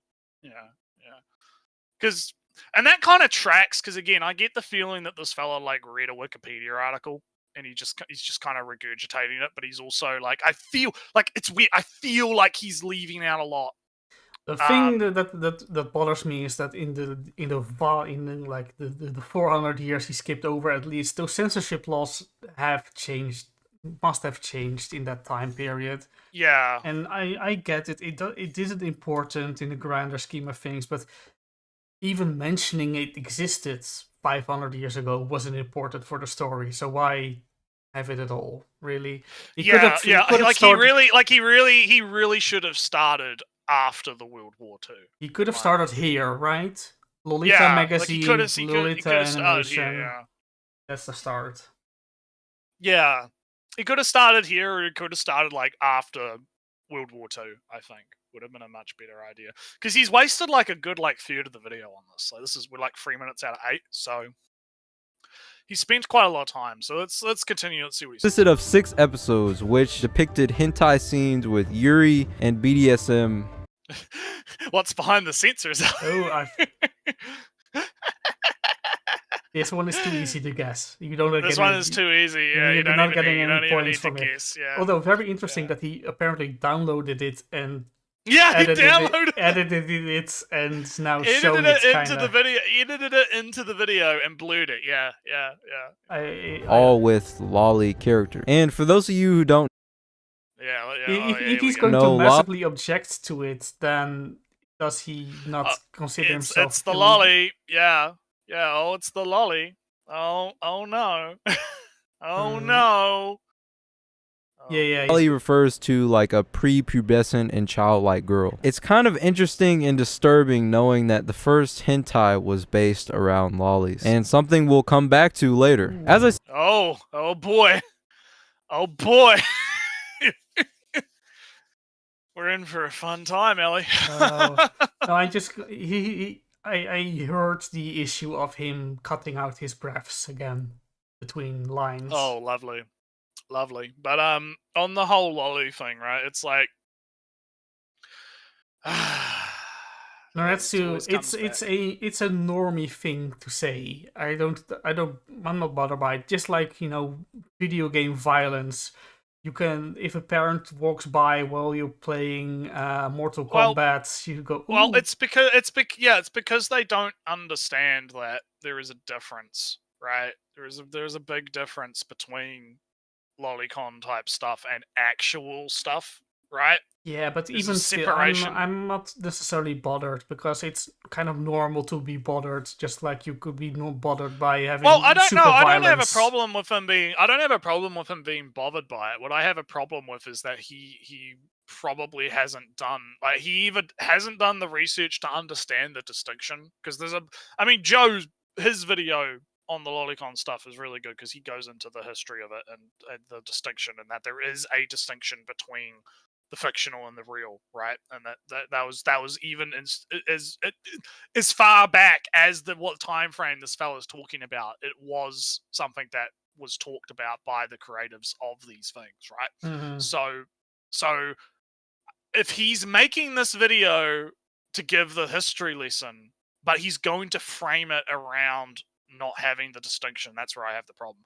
Him being disgusted by it and thinking that it's him being bothered by it, right? Creepy, weird. That's not a problem at all. That's fine. That's natural. That's normal. It's like you said, right? Like that's fine. But the problem is when you're actually trying to make an educative, authoritative video on the subject. I feel like you do have to kind of put that disgust reaction to the side a little bit. Nretsew, he's a Christian. He's fine with child marriages. I don't know if Ellie. We don't know if he's actually a Christian or not. Oh, I keep telling you that we don't. I don't actually think he is. I don't think he is unless he says so. I'll meme about it, but I don't think he is. I think he's more manosphere guy. Manosphere stuff. I don't think he's in that, because the trads and the Christians. If he was trad and the Christian stuff, he would be talking more about how it's affront to God, right? How it's immoral from a perspective of a biblical perspective, right? Right, like when you look at when you look at the people that are actually the tradcons, right? They tend to talk about it from morals and perspective, whereas this guy talks about it more from a perspective of he believes that it's causing actual harm to people, irrelevant of whether or not it is immoral to God or not, right? Like in both videos of his that we've covered, I don't think he's actually mentioned Christian morality at least once. Maybe. Right? Can you go back 5 seconds, because this newspaper thing has suppress written on it and a big cross, but I'm kind of curious. Maybe he said what this was. Okay, let's go back a little bit and I'll continue. Is based around lollies, and something we'll come back to later. As I said earlier, there are still restrictions on the porn industry, and in order to profit legally on these works, you have to pass the very vague censorship laws. What word is sent? I don't know. It just looks like a normal protest bill. No. I think he's just making stock images for his thing. This is just some protest. Why does he censor the sign? I think it's just because he wanted to make a stock image for his point, because he's trying to make the point that you have to go through the censorship, blah blah blah blah blah, ratings boards, blah blah blah blah blah blah blah. I watched an interesting video about that actually. It was about what's it called? It's the something. You might know about this because it was about virtual novels, right? Mm-hmm. It was that incident that happened where a kid got a virtual novel and was caught with it, and it sparked outrage because it was just after the murders. Oh, right? Yeah. The Sabori, is it Sabori? Is that how you say it? The Sabori incident. I watched a really interesting video from a guy about that, and he talked about the history of the computer virtual novels in Japan, right, and how they had to form the censorship, because believe it or not, the whole genital censorship type stuff was actually a lot more lax before that. Like it was illegal, yeah, but it wasn't like enforced as much. But it was only after both the murders and the Sabori incident where I the don't kid know. was Yeah, I found don't with know that the incident. thing. Yeah, I might have to go find the video because it was actually really interesting. You would probably quite enjoy it. It was really good. But yeah, so it basically talks about how after that incident was when the genital censorship started to become more of a prominent thing because these industries didn't want to get shut down. So what they had to do was they had to do kind of like what happened with the ESRB and Mortal Kombat and whatnot and ratings boards. They had to create like a self-censorship internal ratings department to be like, hey, we're all above board, we're not actually breaking the law, please don't come down on us, leave us alone, right? Because there was obviously after the murders, right? I can't remember the name It of the was guy. I don't really I believe it was the one I'm talking Akihabara about. murders, something. Yeah, those ones. Yeah, after those murders, there was a big push from the media in Japan to kind of blame it on the media that guy was consuming because he had a whole bunch of otaku media in his possession, right? Yeah, something like that. Yeah, I don't quite remember. I don't really want to even mention the guy's name because he's a piece of shit, right? In that respect, but like. So I just wanted to bring that up because that would be an interesting point to kind of talk about here when talking about the censorship, like the way that hentai and stuff is censored in Japan, in that it wasn't necessarily that enforced, even though it was on the books, until that incident happened and it caused the government to become a lot like basically the eye of the government to kind of get a little bit more focused on the industry, right? And then ever since then, we like the censorship has remained kind of since then as like a legacy type thing, where it's like they don't no one really wants to campaign on we want to see uncensored pussy, right? No one. I think there's like a couple of politicians that want to do that, but like it's not a popular enough platform to really make a major deal about, so it just kind of stays there even though it's pretty irrelevant now, especially in this day and age. Yeah, it's weirdly restrictive these days. Just weirdly restrictive. Yeah. So anyway, let's continue. Which states that you cannot publish obscene materials, whatever that means. And this was when so I know we just paused, but the obscenity stuff, right? That's always a big problem. Yeah, it's kind of in every country, in every law book. Yeah, but it's one of those things. It's just like hentai, right? It's so vague because it's always like, oh, what does a reasonable person consider obscene, right? And that's like, I mean, naked breasts are completely not obscene. How could you think otherwise? Yeah, exactly, right? It's really contextual to where you are, and that's why I don't think it's a very good. Like, I just don't think obscenity law is good. I'm sorry. It's just like... But, I'm not... In this sense, right? Obscenity laws in what the people think it is kind of the thing you want. Because if people think it is obscene, then you have to, follow the public in that sense. Right? So I'm not against this kind of. I mean, this is something different, right? This is more of a defense of fake laws, kind of. In that, if America, if the Anglos think that naked breasts are obscene, then it's kind of fair to be covered by obscenity laws. If we chat Europeans don't think it's obscene, then it isn't covered by obscenity laws, and that's also fine. God, I'm having trouble finding this fucking...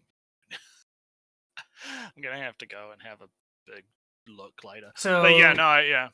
Do you feel me? Do you feel that it's kind of fine to have a vague obscenity law? But I think it's the problem is that it gives leeway for arguments about what is obscene, what is not, and having like people saying, "Oh, all porn should be banned because all porn is obscene," right? Or people's like, I feel like it.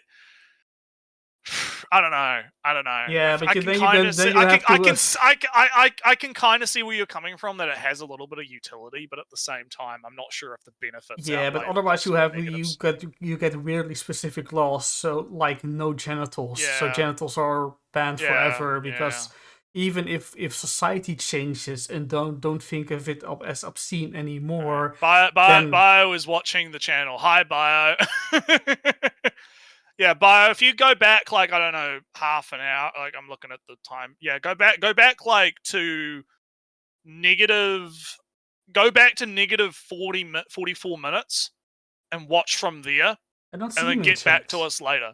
Yeah, and then get back to us later and give me an assessment in the chat of what you think about this guy's points. I don't see him in chat though. He DM'd me. He hasn't. He never hasn't mind. spoken in the. He hasn't spoken in the YouTube chat yet, Bio. He hasn't spoken in the YouTube chat. He might show up later. Well, more viewers is all more viewers. watch Yeah, time. more viewers. Moonshroom says there's also a difference between something being obscene in public and something appearing in fiction. Yeah, that's another thing. Yeah, like, because obviously, like, you know, running around buck ass naked in the middle of a shopping mall is pretty obscene.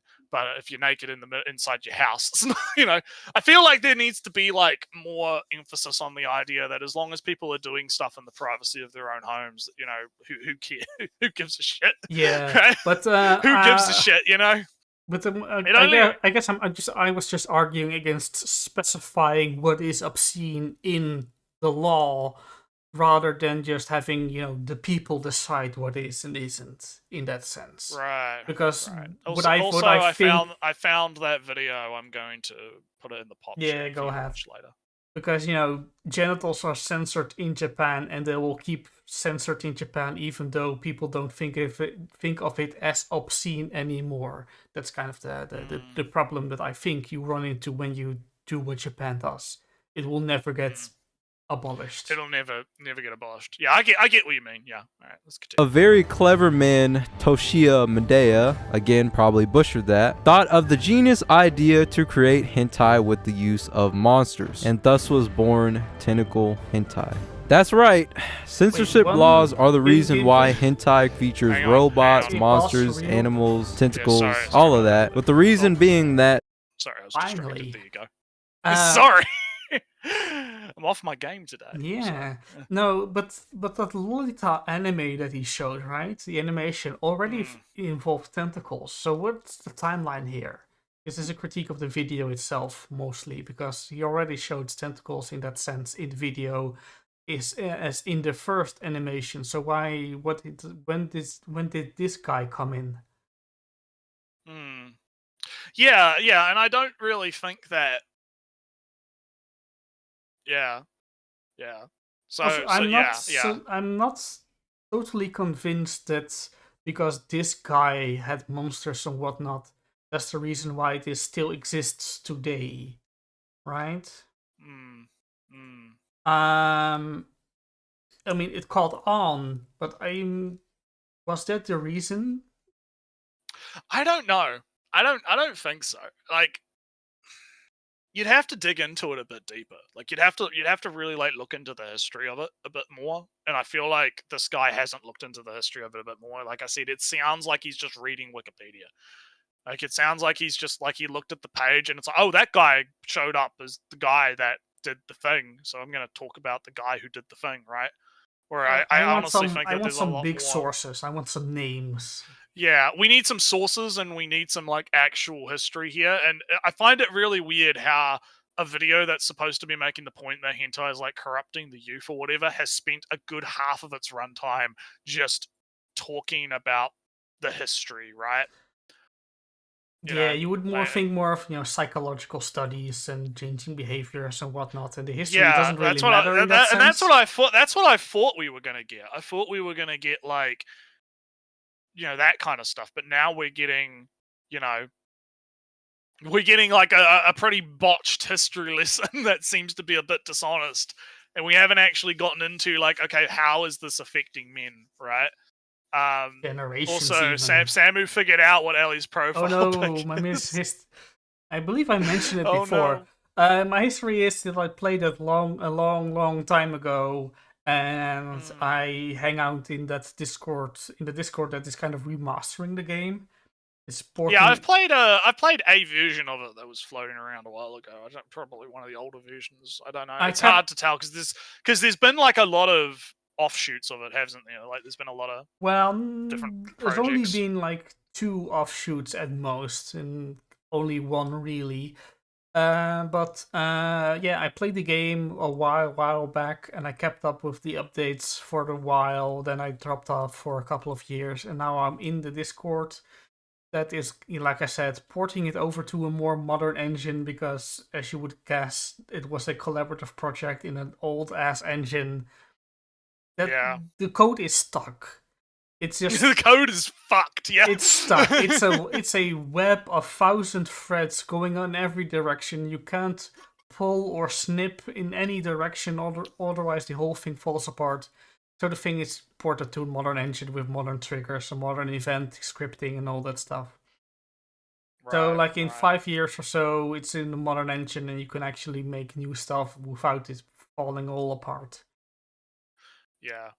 So anyhow, let's continue. The genitalia looks very different from the human genitalia. These were some of the first successful hentai and laid the pathway to what hentai is currently in 2022. Right. Now that we know the history... Right after, I'm getting annoyed that he's using hentai instead of ero manga, ero anime. Yeah. Because again, it's like I mentioned at the beginning of the stream. He's just using hentai as a catch-all term for Japanese pornography at this point. Going. That's fine if he's using Pornhub as a source, right? Because Pornhub uses it, and then you can, follow Pornhub. But now he's being way more specific and more in Japan. So why not, do a 2-line. Hentai is a catch-all term. This is actually just animation, but erotic, so hetero anime or whatever. Be specific when you're talking about this kind of specific stuff, and then go back to the broad definitions when you go back how hentai as a collective is ruining the generations again. It's kind of it's grating on me. Hentai. You're getting triggered. Getting angry, just like me. You're getting. But anyhow, let's now. Hopefully, halfway through the video, Ellie, we're finally going to get to the point. After half of the video has been history lesson. Of hentai, it's very easy to see why this genre of porn is so popular, being so detached from reality. I mean, it's just erotic cartoons that people choose to masturbate to. There's no harm in that, right? But hentai might... Oh no. Hentai's dark. Ooh. Don't worry, Samu. His point is coming now. This is you actually haven't missed anything. Like all you've missed is like a really bad history lesson, and now we're getting into the actual point. Yeah. Also, Bio is DMing me stuff because he's watching now. He says he reckons that it was more mainstream during the 1500s to 1600s. Yeah. Because what was popular was pillow books, which was during the Heian era, I think is what he's saying. Yeah. Yeah. What I might do is I might get him to put this in the YouTube chat. Yeah, do that. Yeah, I'll get him to do that after he's kind of watched it a bit more, and then when we're done with the video, we can have Bio come. Get that chat frequency up. Get that chat frequency up. Get the numbers. Get the numbers. But anyway, let's go. Let's hear it, Ellie. Let's hear it. Let's get into it. Not be as so harmless as you think. This is where we get to the dark side of hentai. You see, I believe that hentai is creating sexually perverse men. An example. Are we sexually perverse men, Ellie? I guess we're. What does it mean, actually?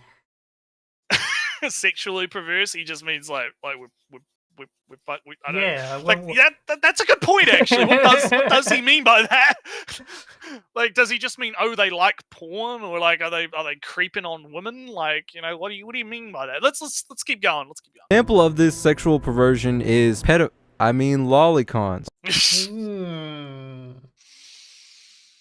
Here we go again. Lolicon is not. It's not the same. Yeah. Notice even in his definition he's got on screen, Ellie, right? Specifically fictional depictions of characters whose body proportions closely resemble.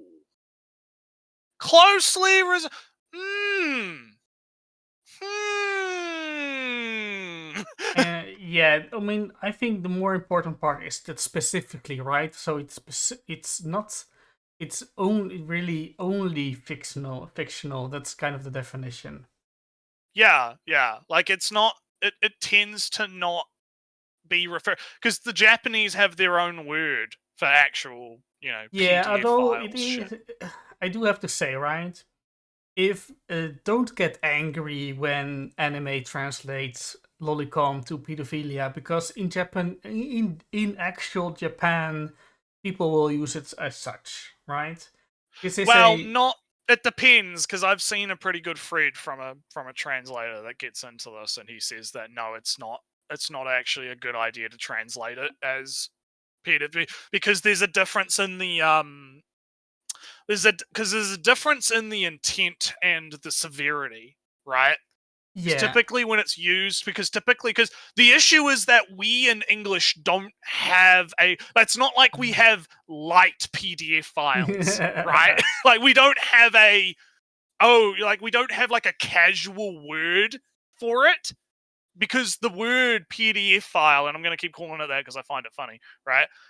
The word actually has a very significant, very harsh meaning. Like if you're accusing someone of being into that, you are making a serious legal accusation against them, at least the way that I view it, right? It is a serious thing. You shouldn't be tossing that around casually, right? Whereas in Japan, they'll use the word lolicon to kind of be a bit more it's not like a harsh accusation. It's like if a character in an anime, for example, is like talking about their Lolicon dojin collection or whatever, and another character's like, "Oh, you're a Lolicon" or whatever, right? It's not like they're like it doesn't translate well, right? Is the problem? Nah, I get you, but I wouldn't in. So, but the thing is, Ali, is like you say, like, oh, don't get angry about it. No, I think people should get angry about it because the accusation, like, if someone called you a PDF file, I think you have the right to get angry.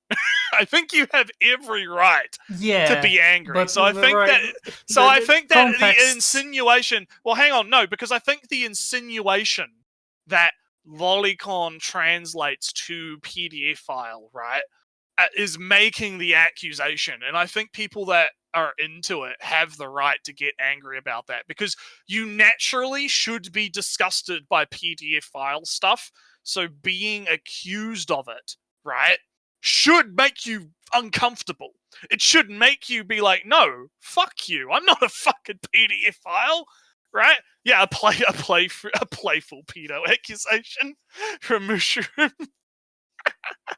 Yeah, just a playful accusation. So that's why I think I don't agree with you. I don't think that they should translate lolicon unless, right, if let's say it's in a work, right, and it's actually a work about actual PDF file stuff, right? Like it's being treated seriously, right? As in, like, oh, you have, like, I don't know, it's like, let's say it's like a crime story where, like, it's an actual PDF file that's going around raping and murdering kids or whatever, right? There's an example. Like, let's say we have that as, like, an anime premise, right? And it's like a murder mystery or something, right? Then I think you can translate, if the characters are saying lolicon, which I don't think they would in Japanese anyway, but let's say, for instance, they did, right? Just to, whatever. Then I think it would be more correct to translate lolicon into pedophile, because then it's actually talking. Because then it's actually talking about the real thing. I do think that because we don't have a middle term, right? No, we don't. We don't have a middle or a light, basically. Yeah, I don't begrudge the translator that does use pedophile when saying lolicon, because sometimes that's what you have, right? And lolicon is more a fictional thing most of the time, but then anime characters... I think that obviously the context matters, right? but I mean, all the contexts that I've seen typically are like the one that's famous is obviously this one Funimation one, right? That in that case, the character was talking about fictional stuff when they were calling the other character a Lolicon, right? So in that context, Lolicon was correct. Yes. And I think Lolicon I feel like Lolicon can fill that middle ground as a loan word in English, if you get what I mean. So it's like one of those things where I don't think it needs to be translated because I think it can work perfectly fine as a loan word to just mean, oh, you're into fictional stuff or being like that soft, playful, like casual thing, right? Yeah, it's weird to say it like that, but that's kind of like the problem, right? Yeah. Like so I don't think like translators should be directly translating Lolicon into pedo, No, not right? all the time, of course. I think, yeah, not all the time. I think that there is room to debate about it depending on the context, but I haven't seen a translation where I feel like it would fit in the context. Because 9 times out of 10, when Lolicon is used within a Japanese work, it's either talking about fictional stuff in universe, or if it's not talking about fictional stuff in universe, it's typically being done in a playful / casual manner and not in a, no, you're actually a PDF file, right? You know what I mean? Yeah. So, if we're talking about if we're talking about translation stuff, that's kind of where I stand on it. I feel like I can agree that there are some circumstances where you can translate it like that, but it's very rare. It's very rare that's anyway, the case. let's see how he does none of this consideration. Does none of this. He has none of this nuance, right? Because it's, because he doesn't even, I don't think he would even know the history behind it or, any of that stuff. Let's continue. Lolicon is the sexual attraction to prepubescent girls in anime. Over a word over there. Yeah, you see what I mean? He skipped because that's the thing. It's not like Lolicon is about typically like the body type, right? It's typically like, one of the things that a lot of people that get into these debates don't understand is that people can be attracted to abstraction, right? Nretsew. Like you can be attracted to anime, right, or theory, or cartoon. Yeah, Nretsew. Stuff. The example that I think is good, like Nretsew. Let's say I like killing people. Yeah, right? You love killing people.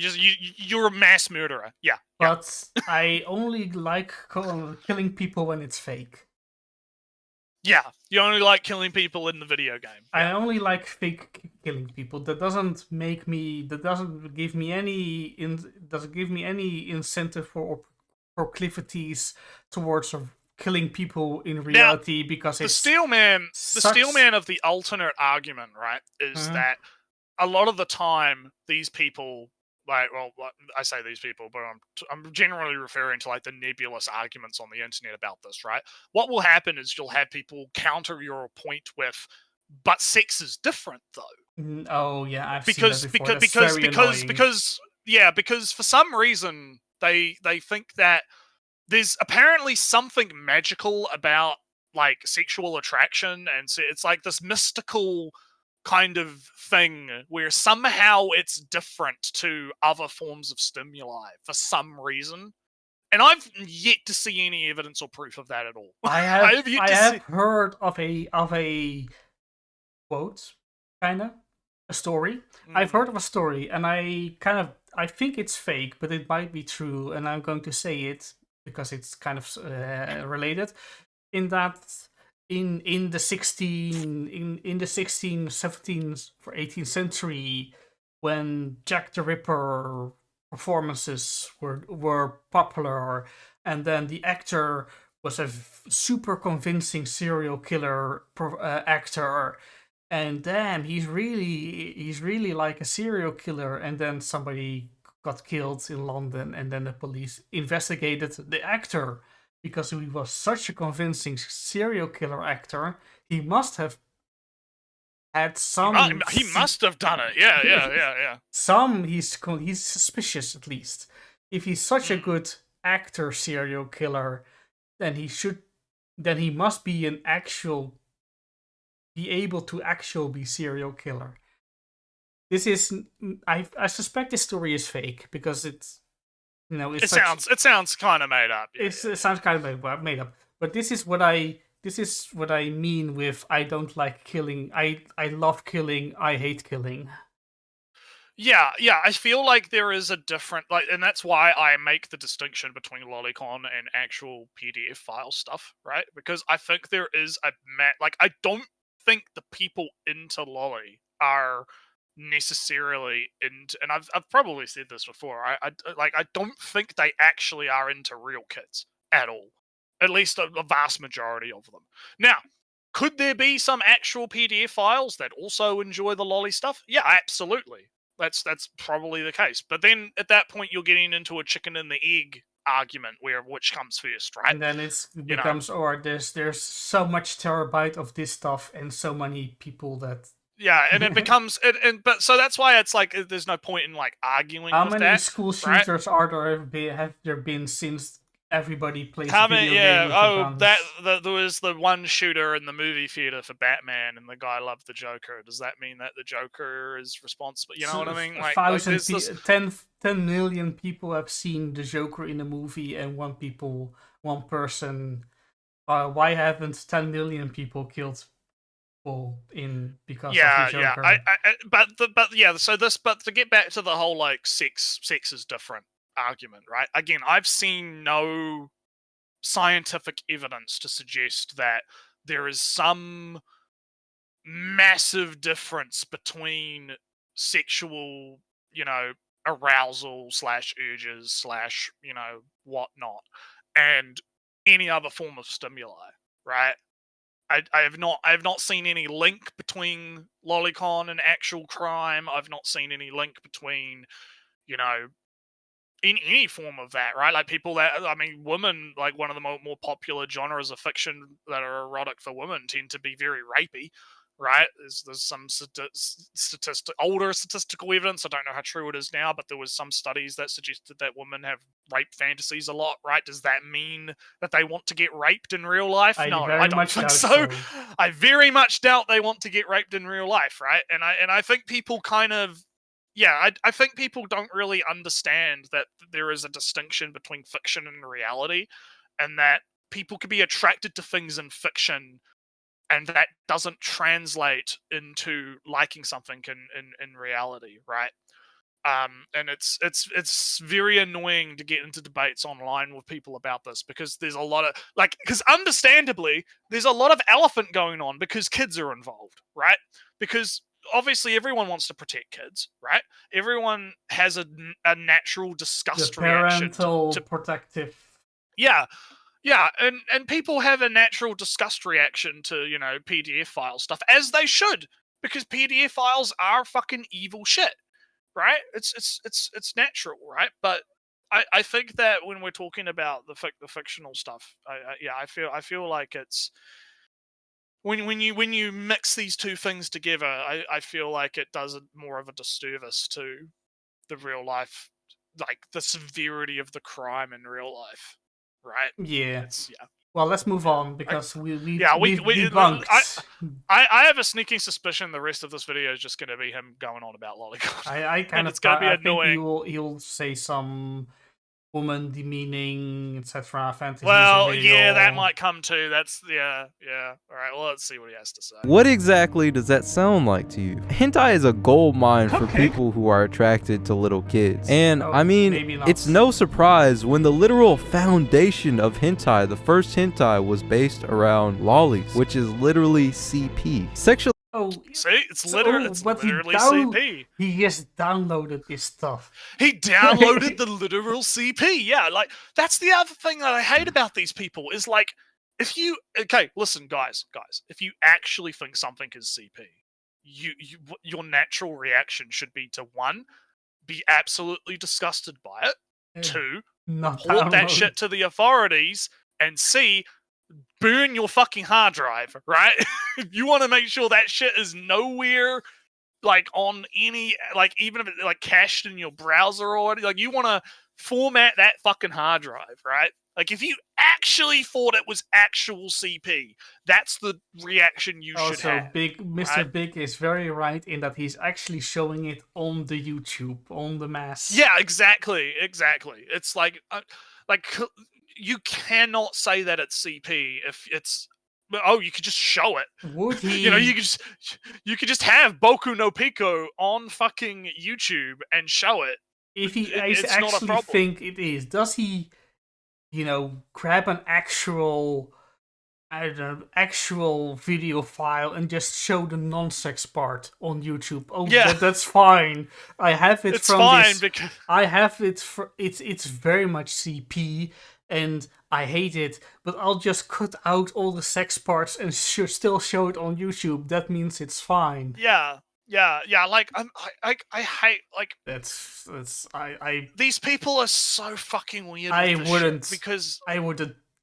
No, Nretsew, I would burn my PC. My very I would expensive. burn my I would actually toss the PC like into the ocean, right? If it was like if I actually thought that some form of CP had made its way into my computer, I mean, I would it's only a short walk for me, right? I can actually throw it into the sea very easily. Yeah, just toss that shit away, yeah, because it's like that's the reaction people should have. Also, Because I planted this, right? I questioned why he had the footage of the Lolita stuff. Yeah, yeah. Future vision never fails. Yeah, as Magician of DCs, he doesn't understand, what all the history stuff had to do with his point. If it was just this is all he was building towards. Yeah, exactly. Like, oh man, many assaults against minors are influenced by alcohol. But people who say lolly should be banned for the sake of the children don't seem to care about alcohol. Yeah, there's exactly. There's it's so fun. I hate talking about this too because it's so fucking uncomfortable. It's so uncomfortable. I'm intellectualizing it, right? Baseline, no emotion, because otherwise it's hard. It is hard to not get emotional about it, which means you're a normal fucking person. It means you're normal because you should have a disgust reaction when talking about this stuff. It should make you feel uncomfortable, right? But these guys, they fucking treat it with such like little severity. I don't think they actually care, Ellie.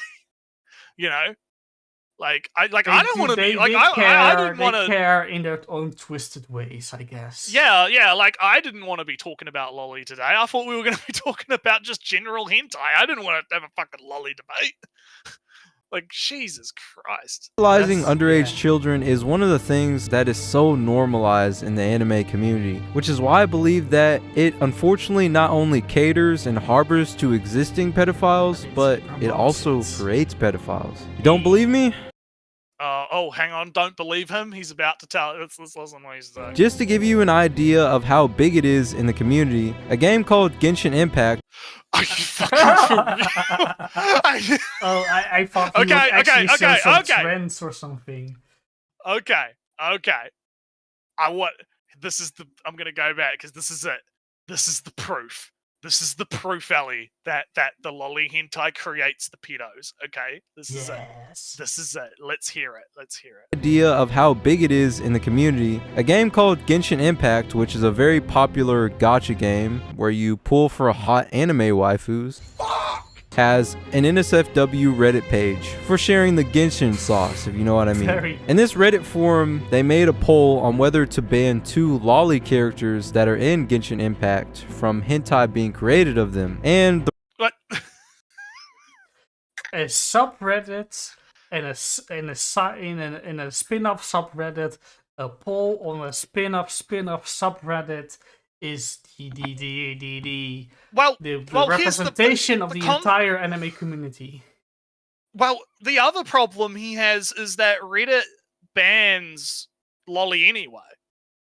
In general, you're not allowed to post lolly on Reddit at all anyway.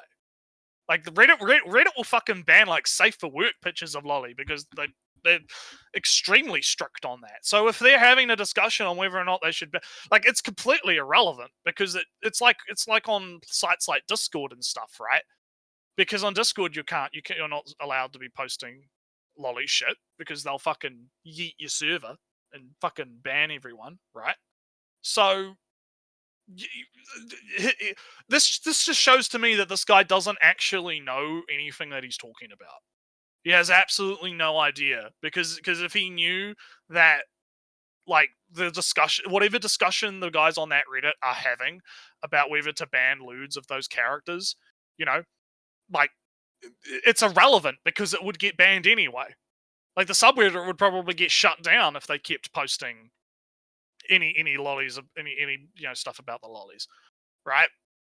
Like, it's absolutely fucking crazy to me how dumb this guy is. But this is the proof, though, Ali. Apparently, this is the proof that the scientific proof is that, the Genshin Impact community has to discuss about the lolly lewds or whatever. God, it's so bad. It's so fucking bad. Anyway, what else has he got to say on it? The results of this poll were shocking. 3,800 people, almost 4,000 people voted no, stating that Okay, all right. they were just drawings and pedophiles. Oh, yeah, this meme. No. Oh, yeah. What do you think of this meme, Ali? How's this make it? What's happening with his arms? Oh, it's reaching around. That's the. Yes. It doesn't really follow any atomical things, so I was confused for a while. I have depicted you as the Wojak, and I lead the chat. I have won. It's so fucking bad, man. Like, I've never seen this image actually. I've seen this one before. It gets posted on Twitter a lot. Like, this is one of the common arguments, because they don't accept that it's just a drawing argument, because to them, again, they think that the drawings are exactly the same as real life, right? Wait, one second, that's right? what they think. I think that the image of the child is edited to look more lolly-like in its proportions. Yeah, that's part of the problem. Is like the proportions are off. I actually also think they traced. If you see the one on the top, it looks traced from the one on the bottom. I mean, but they made the real girl more lolly-like, and then, like they squished the real girl, and then they traced over it to make the anime one. Right. It's like now this guy didn't make this meme, but yeah. No, but it's all right. This meme is terrible because it makes a real person already unrealistic, fictional to begin with, and then draw it to be one step further unrealistic. So it's double fiction already from. Yeah, it's really bad. It's such a bad, and it's a bad argument in general, because again, they're trying to counter the it's just a drawing argument, and it's like, I'm sorry, but it is just a drawing.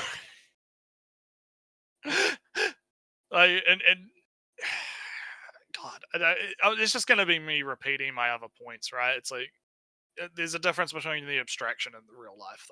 I don't think I need to keep going on about it. Dolls are attractive children, and yeah, that somehow justifies literal CP. I think you all get the point.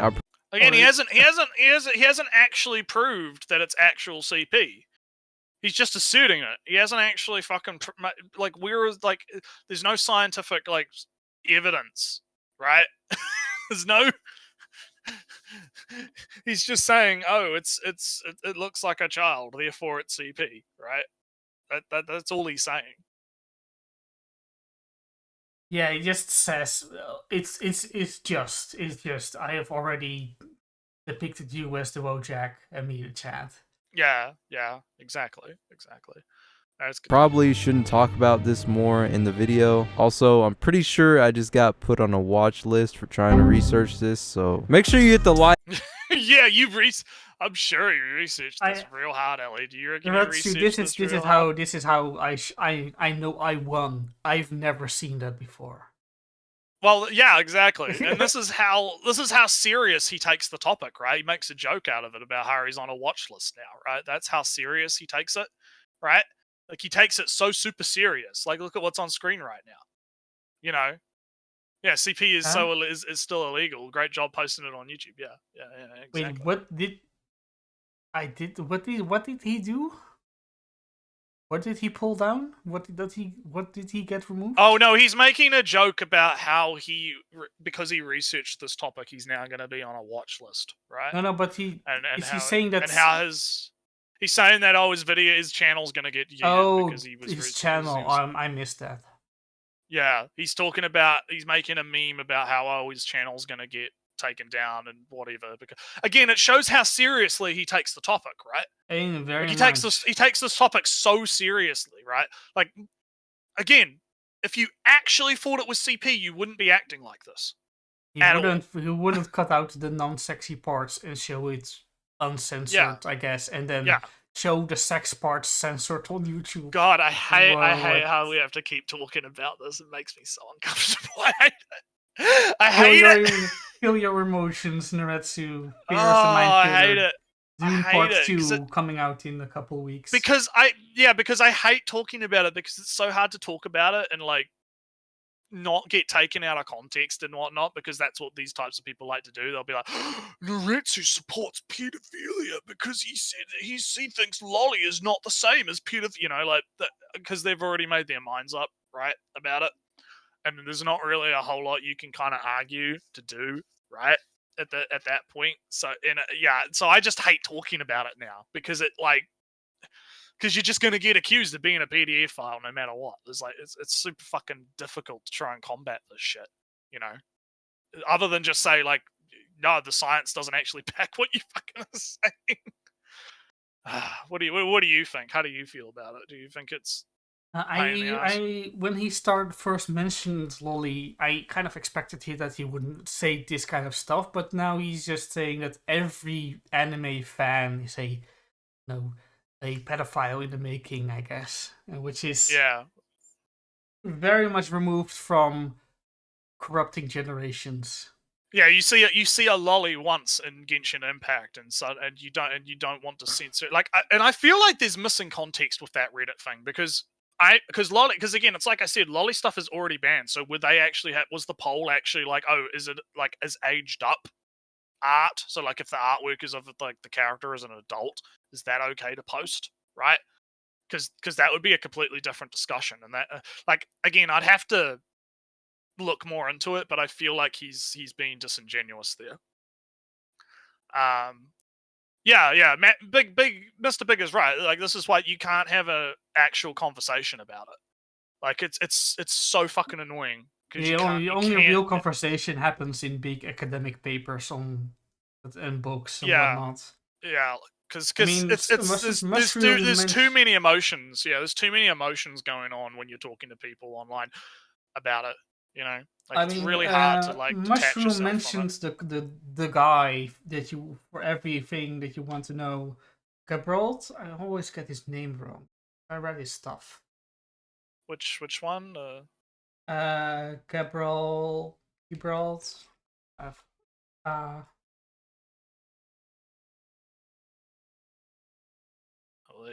Ali's cooking right now. We'll see. Patrick Galbraith. Oh yeah. Yeah, he wrote. If you want, it's the Moe Manifesto. That's basically. Oh yes. Because I remember Joe talked about that in his video. Yeah. If you want, not it's kind of old by this point, but if you want the perspective, that isn't it's all pedophilia, read the Moe Manifesto. That's. Yeah, or you can watch Joe's video, because Joe's video pause and select. Yeah, it's the Contours of Lolicon, I believe the title is. Yeah. It's a very good video about the subject. And a lot of my opinions are mirrored in that, and based off that. So yeah, that's. All right, let's see what he has to say. Like and subscribe button just in case your boy gets raided. At least it was worth it. That was one of the many fetishes explored in hentai, which is simply not possible. The many? He only covered one. Well, I assume he's now just going to talk about in general how all of these disgusting degenerate fetishes are catered to in the hentai, and that's bad, right? Yeah. So let's continue. To explore in reality. So you might ask the question then, well, why is hentai worse than any other porn genre, and why does it create sexual perversion? What is sexual perversion? Oh, pedophilia, never mind. Yeah. Why is it worse than normal porn, and why does it create sexual perversion? Yeah, it's like these are all distinctions with no difference. Like if you were anti like I don't see how hentai could be any worse. Like, is he gonna make like that would be a really weird argument to make, actually, because if he's just going on about how he believes that the lolly stuff is literal PDF file stuff, is he gonna say that that's worse than real PDF file stuff? It's Right? weird, right? Never mind. Yeah, it's a weird point. So let's see what he says. Well, to answer this question, we have to explore something called the collage effect. The collage effect can be described as a sort of sexual novelty, whereas What? Ellie, do you know anything about this? Because you know statistics. I might have skipped over this video at once in a while, but I think it just means being desensitized and wanting something different, right? Maybe, like spicing up the bedroom. See, I've heard people talk about this idea that you suddenly you have to keep going for more and more extreme stuff over time because the old stuff doesn't. But you don't want extreme. You want difference. That's the thing. Yeah, that's the problem. It's like, and I feel like people think that you have to go more and more extreme. Like, I mean, I can like look at, big titty anime girl, small titty anime girl, big ass anime. And then you get bored of the small titty and go back to big, and then you get yeah. Or all these JK manga. I'm going for the cheating. You're gonna go for MILF. Gonna go for MILF, yeah. Or like or you're gonna be reading like BDSM stuff, or you're gonna go into like other stuff, right? And like the elves, and you go for the elves. The elves, and then you go like I feel like it's not like these people, because these people act like it's a straight fucking line from, oh, you watched a pornography once, to, oh, now you're a PDF file. I mean, you sinned once, right? You're always a sinner. Yeah, it's like there's this escalation that happens, right? And I think that's what he's about to talk about, is this escalation. But I keep hearing this, but I don't experience it, and I think that it's probably a personal problem or a personality type problem than a actual problem. Like in general, like I don't think everyone kind of goes. Let's let the video continue, because we're kind of men. We start to build tolerance. Yeah, let's listen. So as men, we start to build tolerance and boredom with the same person or stimulus. This is the reason why we seek out new or different genres of porn, and also women. If this affects... Wait a minute. Is he advocating for cheating? Yeah, exactly. That's exactly what I was going to say, because isn't that like, wouldn't that also apply to, being in a monogamous relationship? Wouldn't that necessarily make monogamous relationships unnatural if we all have this natural proclivity to want to cheat and find different women? I've said this in the past, like there, some random study, some cultural anthropological study suggests that maybe cheating is just human nature, that it's unnatural to forever ever stick to one partner, that it's more natural to have a kind of a you have two other women, and that each woman has two other guys. Well, I don't know. I'd have to look more into it. I don't think that's. I think that there's like reasons why monogamy started to get outside of just the whole enforcing morals or whatever. Well, and morals, properties and inheritance and all that stuff. Properties, inheritance, as well as there's probably like medical reasons. Less chance of transmitting diseases, less chance of, so and so and so and so. Right? Like I think that there is like real reasons why we gravitated towards that system, right? In terms of evolution, right? because you know we could have evolved in the opposite way and done what like you know monkeys do, where it's like one dude and like it's like one dude and like a harem of chicks, right? Like the alpha male or whatever, right? Because we have examples from nature we can pull from of alternative systems that but you know, evolved. I think that you know, one guy and 6 women is very unnatural because it never ever happens really. Otherwise, other than you know, crazy Christians. In humans, yes, but there are. What I'm saying is that in nature there are other Oh animals. no! I would just want to say that I wanted to quickly give you a counter argument to say that monogamy. You say that we gravitated towards monogamy, but we still cheat all the time. So is monogamy? Did we actually? Yeah, gravitate I'm not towards... saying. I'm saying that we gravitated towards it in general, not that it's like a hard and fast fucking. Like obviously cheating happens, and obviously you know people fuck around, right? Obviously, but the issue is going back to the video, right? If he's making the point that that's natural, wouldn't that go against the standard morality idea that you should only have one woman, right? Or you should only, you know, stay loyal to one woman or one man? I guess it's in human nature to be sexually, would you say deviant or... Deviant? Yeah. I mean, yeah, and if that's the case, then wouldn't that uproot the entirety of, because if you're going to, like, use a naturalistic argument to enforce your morality, as a lot of you know these types of guys do, right? Wouldn't that go completely counter to it? Yeah, your women cheat all the time. That's natural. So why are you angry about it? Yeah, that's a good point. Yeah, because if you think about like what's the manosphere like idea of women? Like women only want the most successful man. They only go for like the top 1 to 2% of men. Why get angry if they leave you? You're clearly not successful enough. Yeah, and they'll fuck around, right? You know, and they're all sleuths and shit, right? So why get angry if they're sluts? That's their human nature. You're not good enough. That's just their human nature. Yeah, well, you can't blame them. They just you can't blame them for being sluts, right? Yeah, very weird arguments. Let's get to effect didn't exist, we would not have the biological incentive to search out new porn videos. And this. Wait. What did he say? I want to hear that. Yuri, Yowie. Right, let me listen. Oh, also hi bios in the chat. He's caught up to us now. So. Hey.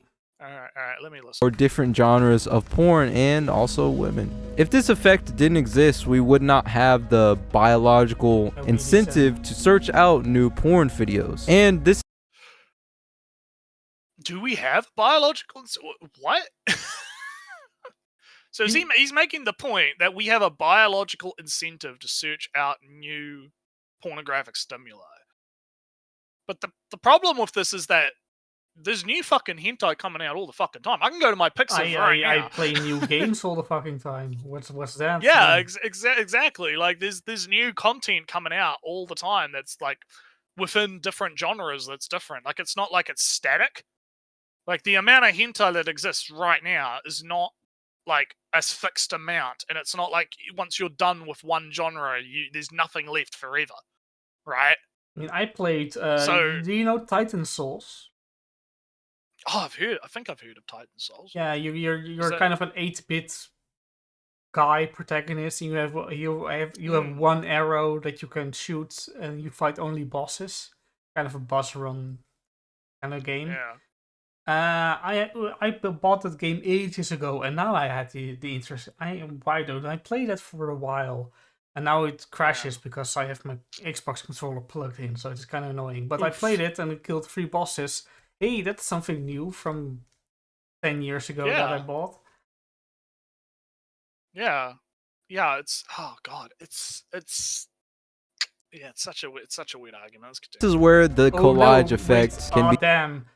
Mushroom, you're being robbed right now. You are so true. You're speaking truth, my guy. Stop looking for new porn. Sleep with new women. You speak truth. And women, if you don't look at porn, woman, don't do it. Just sleep with another guy. Yeah. Become a very dangerous thing because we're constantly searching for new stimulation from porn. This feels like projection. because we're constantly looking for more stimuli, Ellie? I'm we looking for new constantly games looking to for new- play.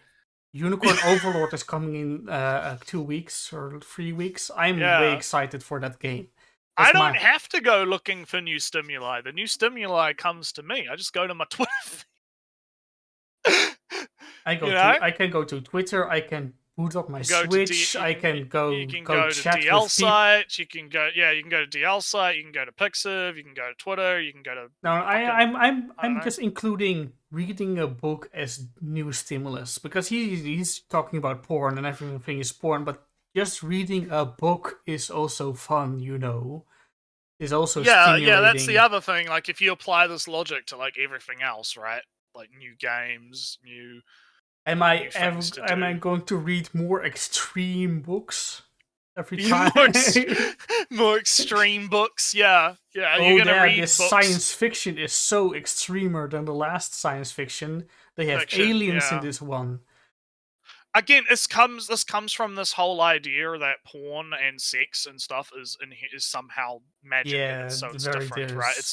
It's magic and it's somehow different to every other form of stimuli, right? There's something like there's something that these guys can never like actually describe like scientifically or like with an actual point. They just kind of assert that, oh no, it affects you differently. Trust me, bro. You know, it totally affects you differently. When your PP get hard, it makes you totally, you know, your brain shuts off, right? You know, it affects you completely differently. That's a weird study, right? That your brain shuts off for 1.5 seconds, and that means 1.5 seconds, yeah. And that means that your brain is you're losing your intelligence every time you masturbate because your brain reset, gets kind of blanked out for 1.5 seconds.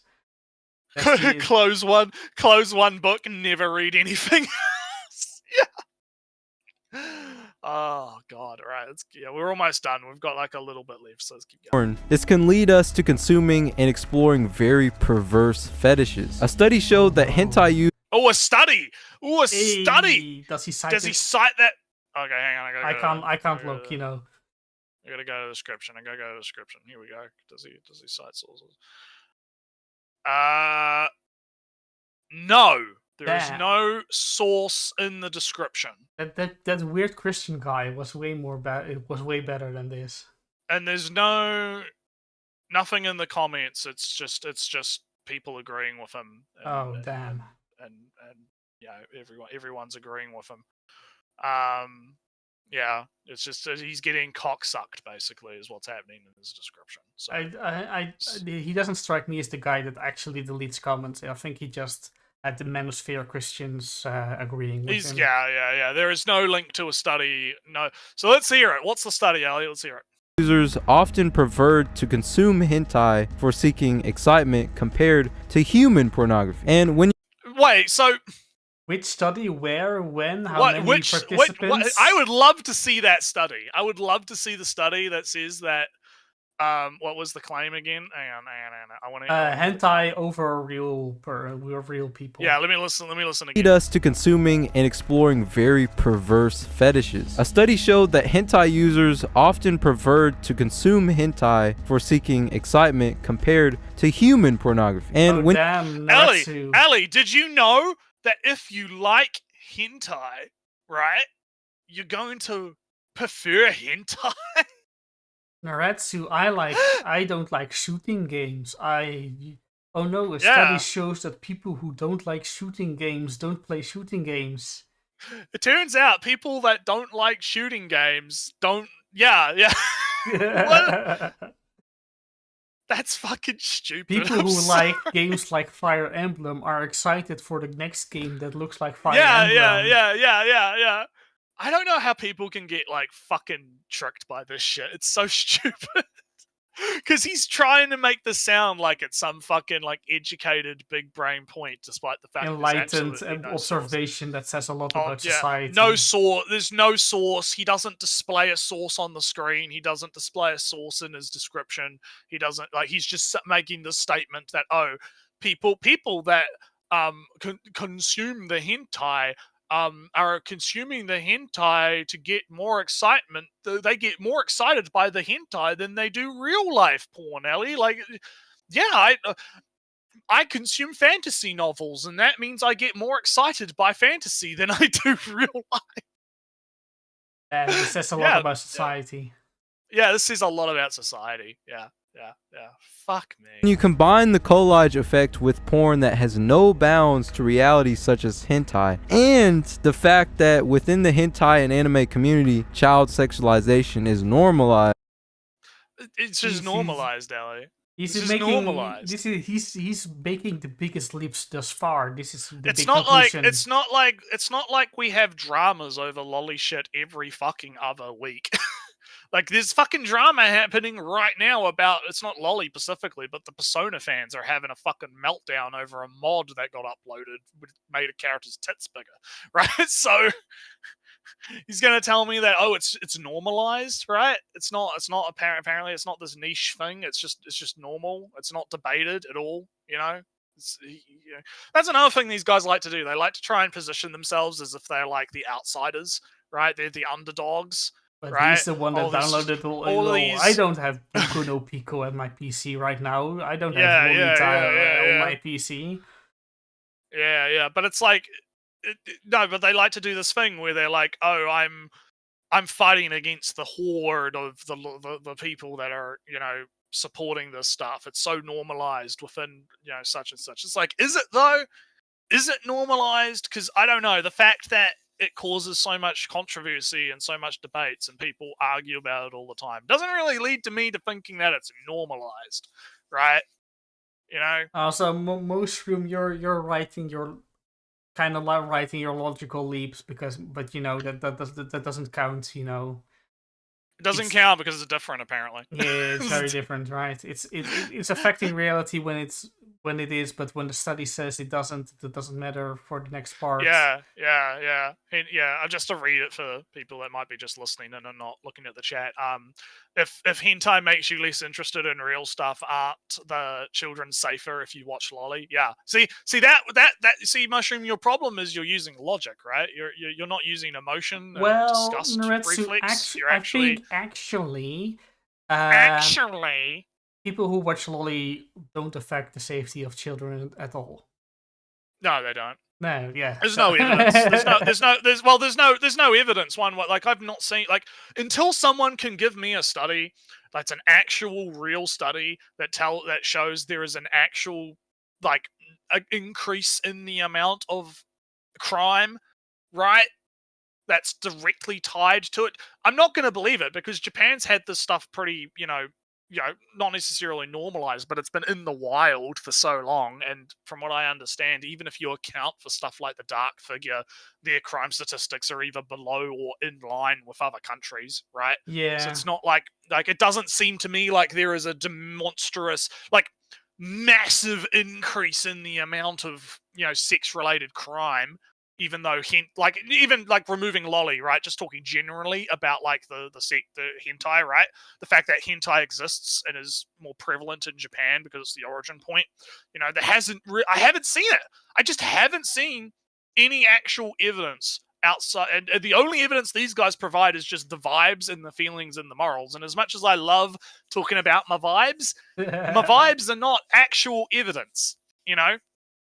The vibes are not evidence. You got to actually be like, look, here is statistical proof that this is affecting, you know, actual crime, right? Because as far as I'm concerned, if people are just doing shit in the safety of their own home, you know, where's the harm? There's no harm happening, right? So, you know. Yeah. How many minutes in this video, Nretsew?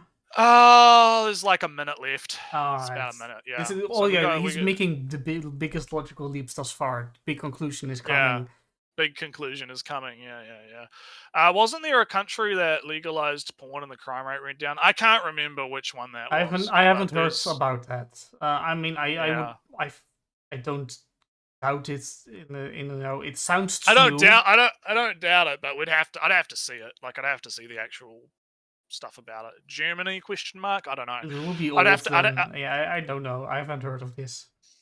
Yeah, I'd have to see it. But anyways, As well, I'm sure you can see how this can lead to some developments of some very perverse fetishes far detached from reality. what define perverse fetish? Like, are we gonna? Is like anything outside of Oh, missionary? he showed a bunch of tags, right? I assume those tags. Well, I mean, like, this is the problem, right? He's not. He's using such nebulous terms, right? He's being like, oh, like what does he? Perverse. Yeah, what? Because again, it goes back to the whole obscenity thing. What does he consider perverse? Does he consider any kind of like? Because if he's anti-porn in general, right, and he thinks it's corrupting society, he's probably going to think everything's fucking perverse, right? Like The any whatever form. the sexy music singers and whatnot. I don't know. Yeah.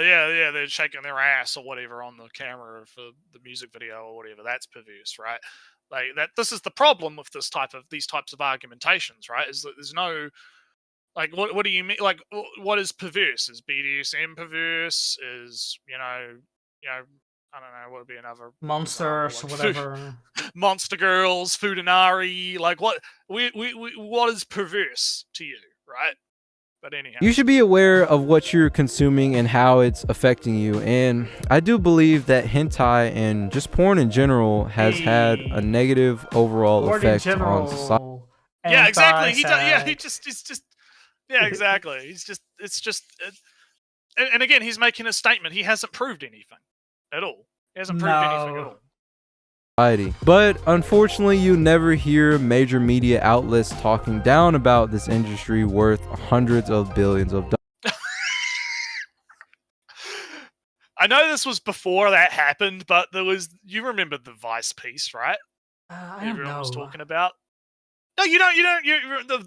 The Vice hit piece on hentai and Lolicon and stuff. I remember one of came them out on the BBC, but I don't remember. Yes, there was the BBC Vice. one. I don't remember I don't know if the BBC one would have been before. I think it was before this, because that actually makes my point even better, because like he's saying, oh, the mainstream media never talks about this, and yet there's at least 2 mainstream cases of it happening. There was the BBC one where the girl tried to remember she interviewed like the Girls and Panzer author and got completely fucking wrecked by. I remember, something like. Oh, I remember a very old one, right? Where the guy, when the politician with the fancy glasses. There was a politician with fancy glasses, and he was in an interview, and he was interviewed and he was saying basically, yeah, this is somewhat alright, I guess, and then he was portrayed. Well, maybe you're thinking of the Vice one, because the Vice one also had a politician with glasses. But like, let me go through I one think by one. that right? might be the Vice one, because he had recent. He had very nice glasses, or at least it was like a year or 2 ago. It might have been like before. I think it was before this video. I think it was like last year or like late 2022. But so okay, so the BBC one, right? The BBC one was very similar to the Vice one, where it was basically this chick was going around and she like was basically slandering hentai stuff. She like interviewed that one the bald guy, the translator guy, who I think was the guy that made this tweet thread about why you shouldn't translate Lolicon as pedophile. And I'd have to go find that, because I'd have to go figure it. It would take too long to find, because I'd have to fucking do a bunch of Twitter searching to find it. But the issue.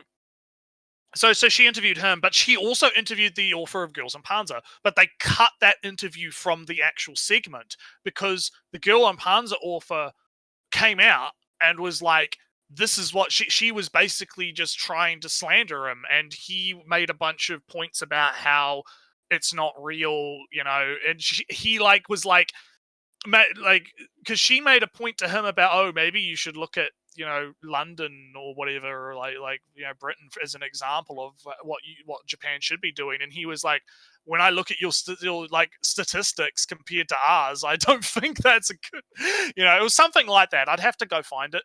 It's really hard to track these things down these days. The statistics thing is funny, but I for actual I don't think it's really important. Well, his overall point was solid though. That yeah. Who are you to be criticizing Japan, basically, right? Like that kind of thing. But then the Vice one was a lot more contentious, and that was more recent. And I think it's because they actually like interviewed like an actual PDF file it's like, yeah, you're gonna trust what the PDF file has to say. Like the PDF file is obviously going to be trying to justify his actions, right? Yeah. And he's going to blame the anime and the manga because he wants to justify his bullshit. It's the same like, there was back in the day on Reddit, the Ask Me Anything, and it was they did Ask Me Anything of criminals, right? Yeah. And that is always kind of a bit questionable, but because you're right, they will give their explanations and justifications and make everybody wants to be the good good person. Look, Ellie, that bitch talked back to me. I had to stab her 42 times. No, it wasn't just a passion thing, and she was scary. Yeah. And when I started, I was so angry and couldn't stop. Yeah, exactly. So I wouldn't trust a single fucking thing. But the Vice chick was like trying to do that, and then of course, like the politician guy, I think you're talking about, he was very Giga Chad, and he was just like, no. It's not real. Fiction is different from reality. And she like showed him a fucking like lolly dojin or something. And he described what was happening, and he was just like, this is disgusting. What do you see? But it should be. I see it was like an old man licking the girl's panties or whatever, and he's like, this is disgusting. But it should still be legal. And he wasn't happy because he just Giga Chatted the whole thing. It was great. He's fantastic. So, but to go back to the video, because we're almost done and we can talk about other stuff, right? The issue with this is like, he's like, it's not a mainstream topic because most people don't really want to be talking about porn all the time, like outside of like niche. Yeah, exactly. Like we do. I talk about it sometimes on the cast or whatever, but it's not like the only thing we fucking talk about, right? So yeah, no, it's one of those things where he's making a claim that the mainstream media doesn't talk about it. Well, they do kind of talk about it. When they do talk about it, they don't like it. Yeah, exactly. They typically try to use it as like, it's the same with, blaming media for shootings, right? Like they'll use it to try and justify attacking stuff, right? It's like the Shibori incident I was talking about before that I linked you the video about, where it's like, they'll use those killings or whatever and try and blame it on the media and whatnot. And it's been happening for fucking decades, right? So anyway, we're almost done. We've got a few seconds left. Let's cap it off. If you're interested, I also have a video on my personal experience with hentai and how it's affected me, so you should definitely check that out. My name's which I think was the one that we watched before. Yeah, I think so. It could be that one. He's got a few videos that are very anti-porn, so it could be any of them. But anyway, let's continue. Nori. I teach self-improvement through anime. Clearly you're interested in that, so hit the subscribe and notification bell. So yeah, we're pretty much done now. Yeah. So we didn't really learn a lot from this, did we? Unfortunately not. Because like the first half of the video is a history. Now, bio, my man in the chat, bio. I want you, now's the time to tell us exactly why this man is wrong. I want to see some paragraph posts in the chat. I want to see. Use that word limit to the fullest extent, bio. I believe in you. We'll see if he shows up when he shows up in the chat. I hope we taught you something in chat, and the chat taught amongst yourselves somewhat. Apparently, it was the Czech Republic that allowed porn, and the crime rates went down. Doubtful, but that story sounds believable in that way. Hentai, not even once. And Samu's right. We don't learn anything when Loli is brought up because, quite frankly, it's like I mentioned, I don't like talking about it because it's just repeating the same thing over and over again, and it just doesn't, it's not productive anymore, right? Mm-hmm. I just don't feel like, and it's uncomfortable to talk about because I don't like talking about PDF file stuff because I just don't. It disgusts me. It gets under my skin, right? I really don't fucking like that shit. so I don't like talking about it. And it's I hate. I gotta get the disgust reaction out so I can actually like be objective about the video, right? So Yeah, I mean, let's watch Joe's video, read the Moe Manifesto, and there are other books around that subject also. yeah. From And there is like some studies around. Like I know I there was a Google Drive that was going around. Oh yeah, here we go. Bio's getting ready. So we'll let Bio. We'll respond to your chats, Bio, after we've kind of done our final thoughts. So you just do your thing. We'll respond to it after.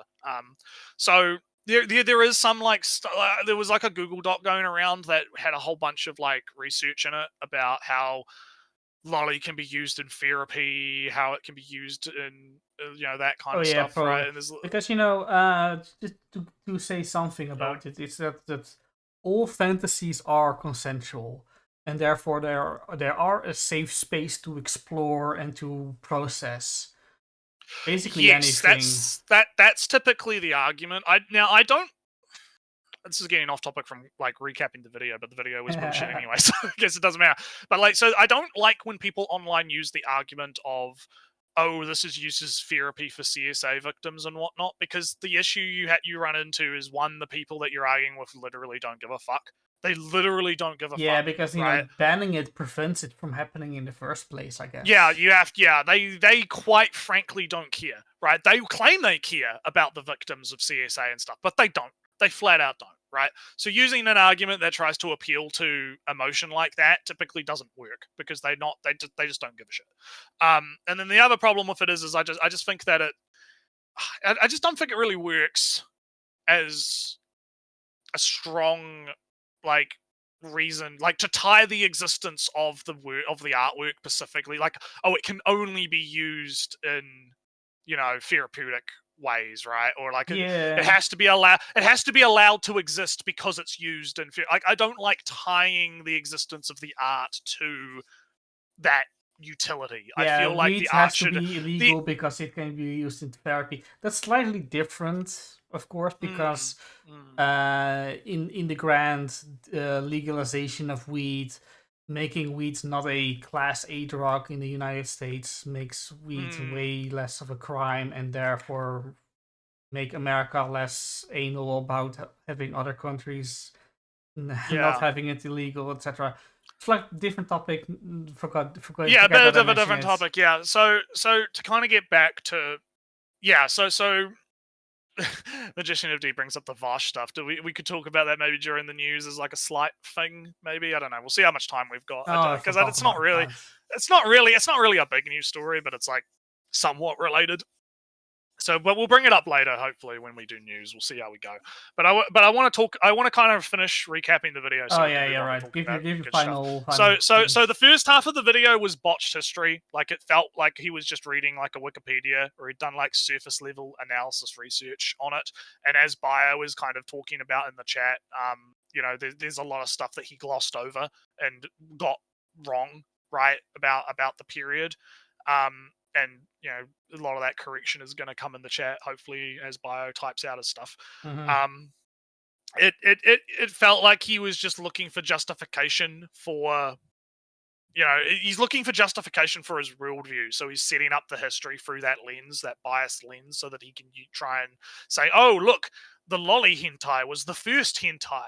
Therefore, that means that it's bad because lolly is bad, right? You get where I'm going. The way that he framed the history lesson was incredibly biased. And then, of course, when we get into the actual arguments, I mean, I've said pretty much everything I feel like I need to say about the lolly thing. I'm kind of done with that topic, right? But then when we talk about the whole cascading effect, I guess, and the accumulation of fetishes and whatnot and tastes, right? I feel like a big problem that is encountered is I think that you could argue there are probably people out there that do have that escalation, right? That might go to more and more extreme stuff, right? But I also think there are plenty of cases where it's not like an upward trend. Like sometimes it's more like a web, right? like you'll be into one thing, and then you'll see that one thing connected to something else, and then you'll check out that something else for a bit, and then you'll come back to that other thing that you liked, and then you'll, and I don't think that it's necessary, like, because there's just so many different fetishes and kinks and things that you can be into, like maybe you're bi or straight, or like whatever proclivity you have, right? I think it's like it's way more complicated than just a straight upward trend, right? I think people jump around different fetishes based on how they're feeling and what their tastes are at that given moment. Like maybe they want to read a dojin that's like an NTR thing, but then another time, no, I want to just read a nice love story, right? Yeah. And so it's a lot more complicated, and I feel like he obviously doesn't like have enough actual knowledge around this type of stuff like we do, right? Because obviously we're knee deep in that shit, and we know what it's like.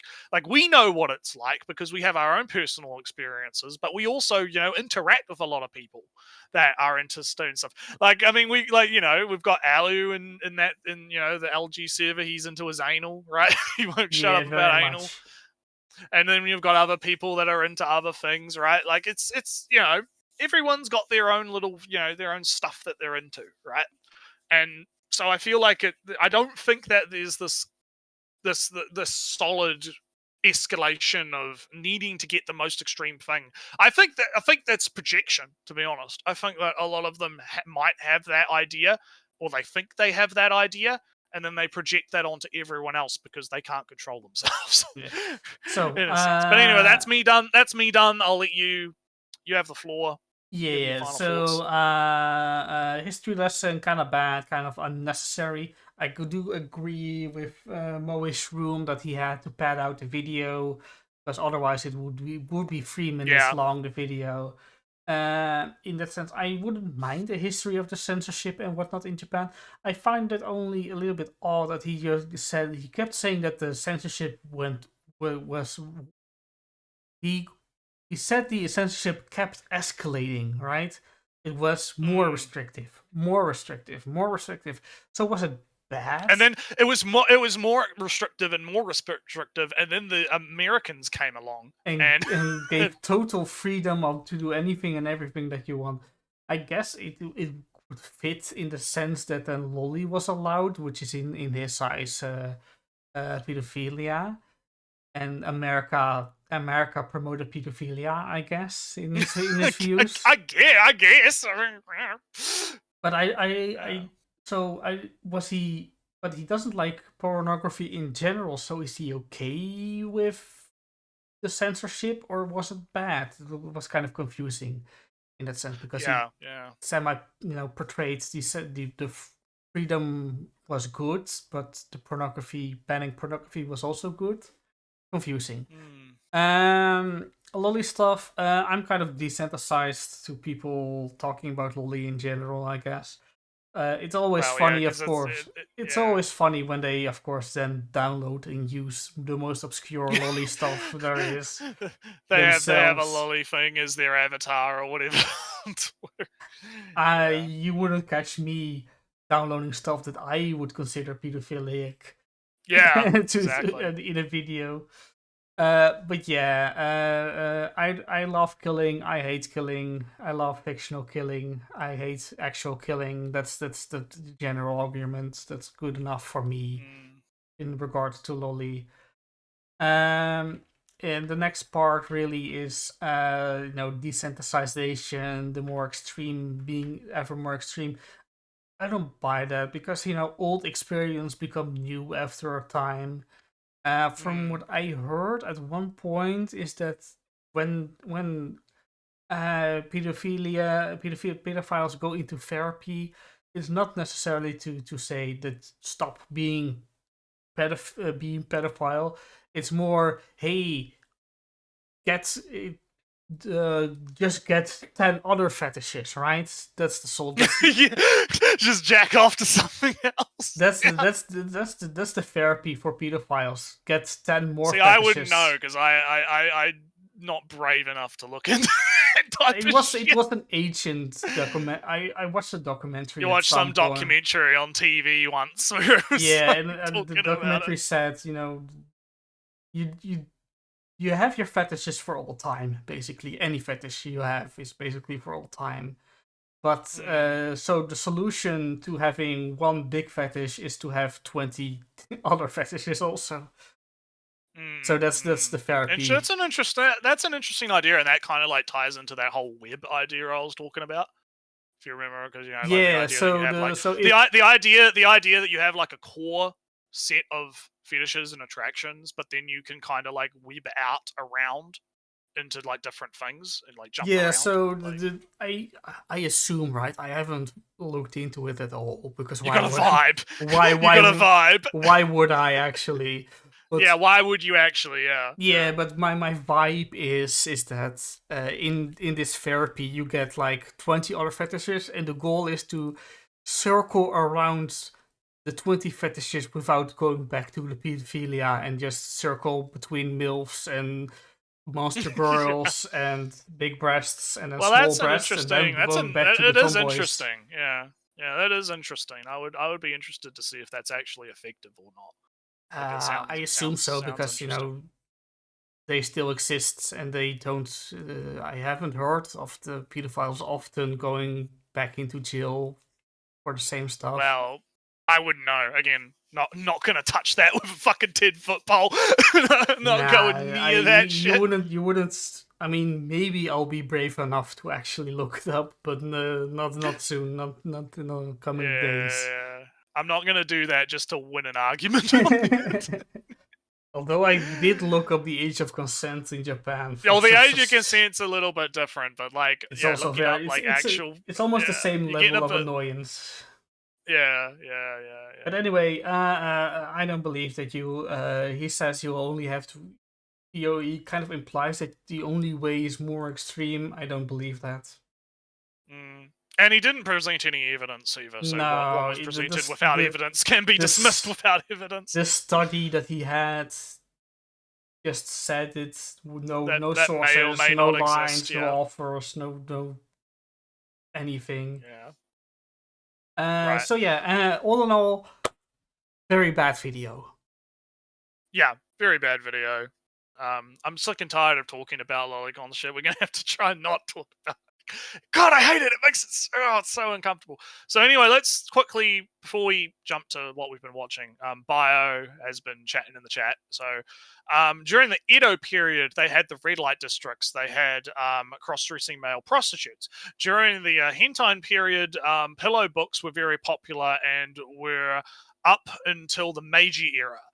The Tale of Genji by oh god, Ellie, help me. Thank you. Or the pillow book by fucking Jesus. Maybe you should read these instead of me. Because it's all Japanese names. They even had strap-on and sex toys from what I read about during the late Henson period. And the erotic art stuff didn't become more mundane. I think he means mainstream. Yeah, he probably means mainstream until the Edo. It was around earlier among the samurai and the Kaigi class, but during the Edo, due to the technology and how society was during the time, it was easier for your average Joe to produce and get their hands on this stuff. Also, let's not forget how the Shinto views on sex and the Kamara Masushi, aka the Japanese penis festival I was talking about. Yeah. So Bio's just pretty much like just giving us a quick sex wasn't a big bad in Japan. Yeah, it wasn't like because the way the guy framed it, it was like sex was frowned upon, big bad. Like I think he's doing that maybe not Christian. It's hard because like I don't think he's Christian, but he has that morality instilled in him because American, right? He's looking at it through that lens, right? Like he's trying to like project that lens of Christian morality onto the Japanese, and it doesn't work. You can't do that. They don't view it the same way. But anyway, now we're done with that. Finally, let's go. We're already. Yeah, let's go to the animus. Even though Yes, we might go, we're gonna go a little bit long today, I think. yeah, maybe like another half hour or so. Let's keep it. Yeah, we might have to skip the news, maybe. Yeah. Do that next week. Nretsew, tell me. Because the issue is I didn't think that video was going to take that long. No, it's only like 8 minutes, right? It was only like 8 minutes, and we ended up talking about it for like 2 hours. All right, but anyway, anime time. What's first up on the anime list, Ellie? Let me press button 4, and it's gushing over magical girls. I wasn't cock blocked. Ellie. They finally did it.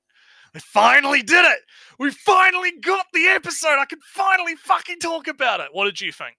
Nretsew, I am afraid you hyped it up too much. I kind of expecting a resolution, and that wasn't in this episode. Ellie, you're not gonna get... No, this wasn't about the resolution. This is the establishment. Yeah. This is the establishment. It's not gonna get resolved until late. Well, resolved is the wrong word, right? Because what happens is from this point onward, that relationship's going to develop, right? And then we get to a later chapter where we start to say... So, because I don't want to spoil the entire show, like not the entire series, I guess, because I don't think the show's going to get that far, because there's other stuff that's about to happen. I mean, with how much you said it jumped around, I do expect a part 2 of this coming very soon, because they really left it like... Utena left kind of unsatisfied, and she's kind of still confused. I don't recall when in the manga it comes back up again, because we're about to enter into a completely new arc with the new characters showing up, right? I don't remember if it happens during that arc or after it. I think it happens after it. I think because they go to the beach. I think there's a point where they go to the beach, and that's when we see sort of the resolution / next part of this relationship. But I don't remember how far ahead in the series it is. But this is so. I want to talk about this because the establishment of this is interesting, right? And I think that the anime actually added more to it, because there's a lot of anime original. So because I reread the chapter, right, and like just to kind of like remember what happens, right, and how it happened, and to get screenshots, because I took some screenshots from the actual manga to send in the chat. All of the stuff at the convention doesn't happen in the chapter. Yeah. So all of the stuff where she goes to the magical girl convention and she's kind of brooding and and all of the stuff with the with the Utena and her doing that stuff. Bio's just saying he can go into more depth about it later. Bio, thanks for that. You did a good job. It was good. Yeah, we appreciate it, because like I said, we're not as knowledgeable about this stuff as like you and Phil. So we figured, I figured I'd send you a DM just to get your opinion on it. So it's all good. Thanks, Bio. Have a good one. So all of that stuff was anime original, and it's very interesting because I feel like it kind of adds to the point, right? Because the whole idea is it solidifies that Utena isn't just a sadist, right? She's not just into causing pain and, humiliating the magical girls. What she wants is the magical girls to fight against. She wants the struggle and to win. She wants the struggle. She wants them to overcome, right? The obstacle, right? And so she's got this kind of interesting duality to the sexuality, I guess, where it's not just, oh, I'm getting off to inflicting the pain. She's really excited by the narrative, right? If that makes sense. Yeah, I get it. It's very interesting. Very interesting. And then you contrast that with Aqua, right? Who's obviously developed the submissive, personality type. Not Aqua. Yeah. Azure. Yeah. Azure. Oh, yeah, shit. It's because they're blue. It's because they're blue. I'm getting my blue words wrong, right? So Azure, right? She's obviously developed like this fetish, right? Because of Utena, right? And you see sort of like the beginnings of that as way back as episode 2, right? And it's kind of progressed, right? And now it's come to a head where she's basically been broken by Utena, right? But Utena has kind of bitch slapped her in a sense and been like, no, you're meant to be a magical girl. You're meant to be the pillar of justice. You're not meant to give up and become the slave, right? Yeah. You have to fight. You have to, get bigger. And I think it's kind of good that they leave it at this point because it kind of gives you that cliffhanger for more, right? Because it's like you said, right? It's not a resolution. It's like you said, you wanted a resolution. Well, it's not a resolution. It is the beginning of the data point, right? This is the start of the relationship in full, right? And as the series progresses, you start to see how both of these characters kind of fill their roles more and more. Where, obviously Azura is into the stuff that Utena does to her, right? But she also has to now that it's been solidified by Utena, she has to now understand, no, I'm still a magical girl. I have to find some way to fight as well while being, aroused by what's going on, right? And it's fascinating stuff to me because I find this kind of subject about, sexuality and stuff fascinating. It's also very interesting because it ties back into the video we just watched with the guys like talking about, because that guy doesn't understand fetish development in the same way that, is happening right now. So overall, this was actually exactly what I wanted. I was very impressed with how they handled it, and I think that the anime original stuff adds to the point because it shows, it basically hammers that home. Because in the manga, it's basically you only get her moping at the shrine, talking to the white mice mascot character, and then it goes straight into the fight, right? Yeah. Like you don't get that slow build up of her kind of being melancholic and trying to figure out what to do and seeing how people, view the magical girls and having that contrasted with Utena. It's very I thought it was handled very well, and I think it makes the adaptation worth watching, right? Because it's not a direct like, oh, this is just exactly what happened in the manga frame by frame. It's like, no, they're actually adding to the source material. Yeah, that was very good. That's still my problem with Dungeon Meshi, that I don't feel any added value from watching the anime when I read the manga. Same is, of course, the same true for Slave. Yeah, Nice. I was going to mention that too, and I'll mention that when we get to it. Yeah, right. So this is actually a fantastic anime. It's so good. Yeah. it's probably one of the best things to come out this season and this year, just because it's like, so far, just because of how they're handling the adaptation and how it's been, how they've moved things around to make the flow better, how they've changed the way, like, I wouldn't say like it invalidates the manga. The manga is still like superior in a lot of ways. Like, I mean, you've seen the faces, the artwork in the manga, right? And how it does look a little bit better in some cases, right? But I do think that this anime, like, if you were going to look at it as a standalone product, right? That's on its own. It's great. It works really well. It's fantastic.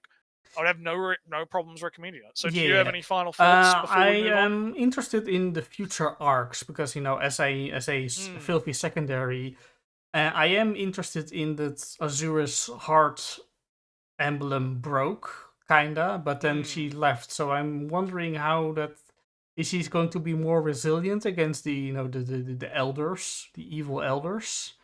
The sisterhood, is he going to be stronger? Yeah, I don't remember what the group's called, but they're like the other group of dark magical girls. I guess. Yeah, the evil ones, I mean, they're.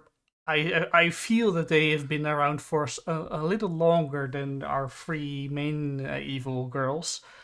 Yes. So I wonder what conflict between the elders and the magical girls and our sexually developing evil girls against the elder girls, because I feel conflict there between in the future.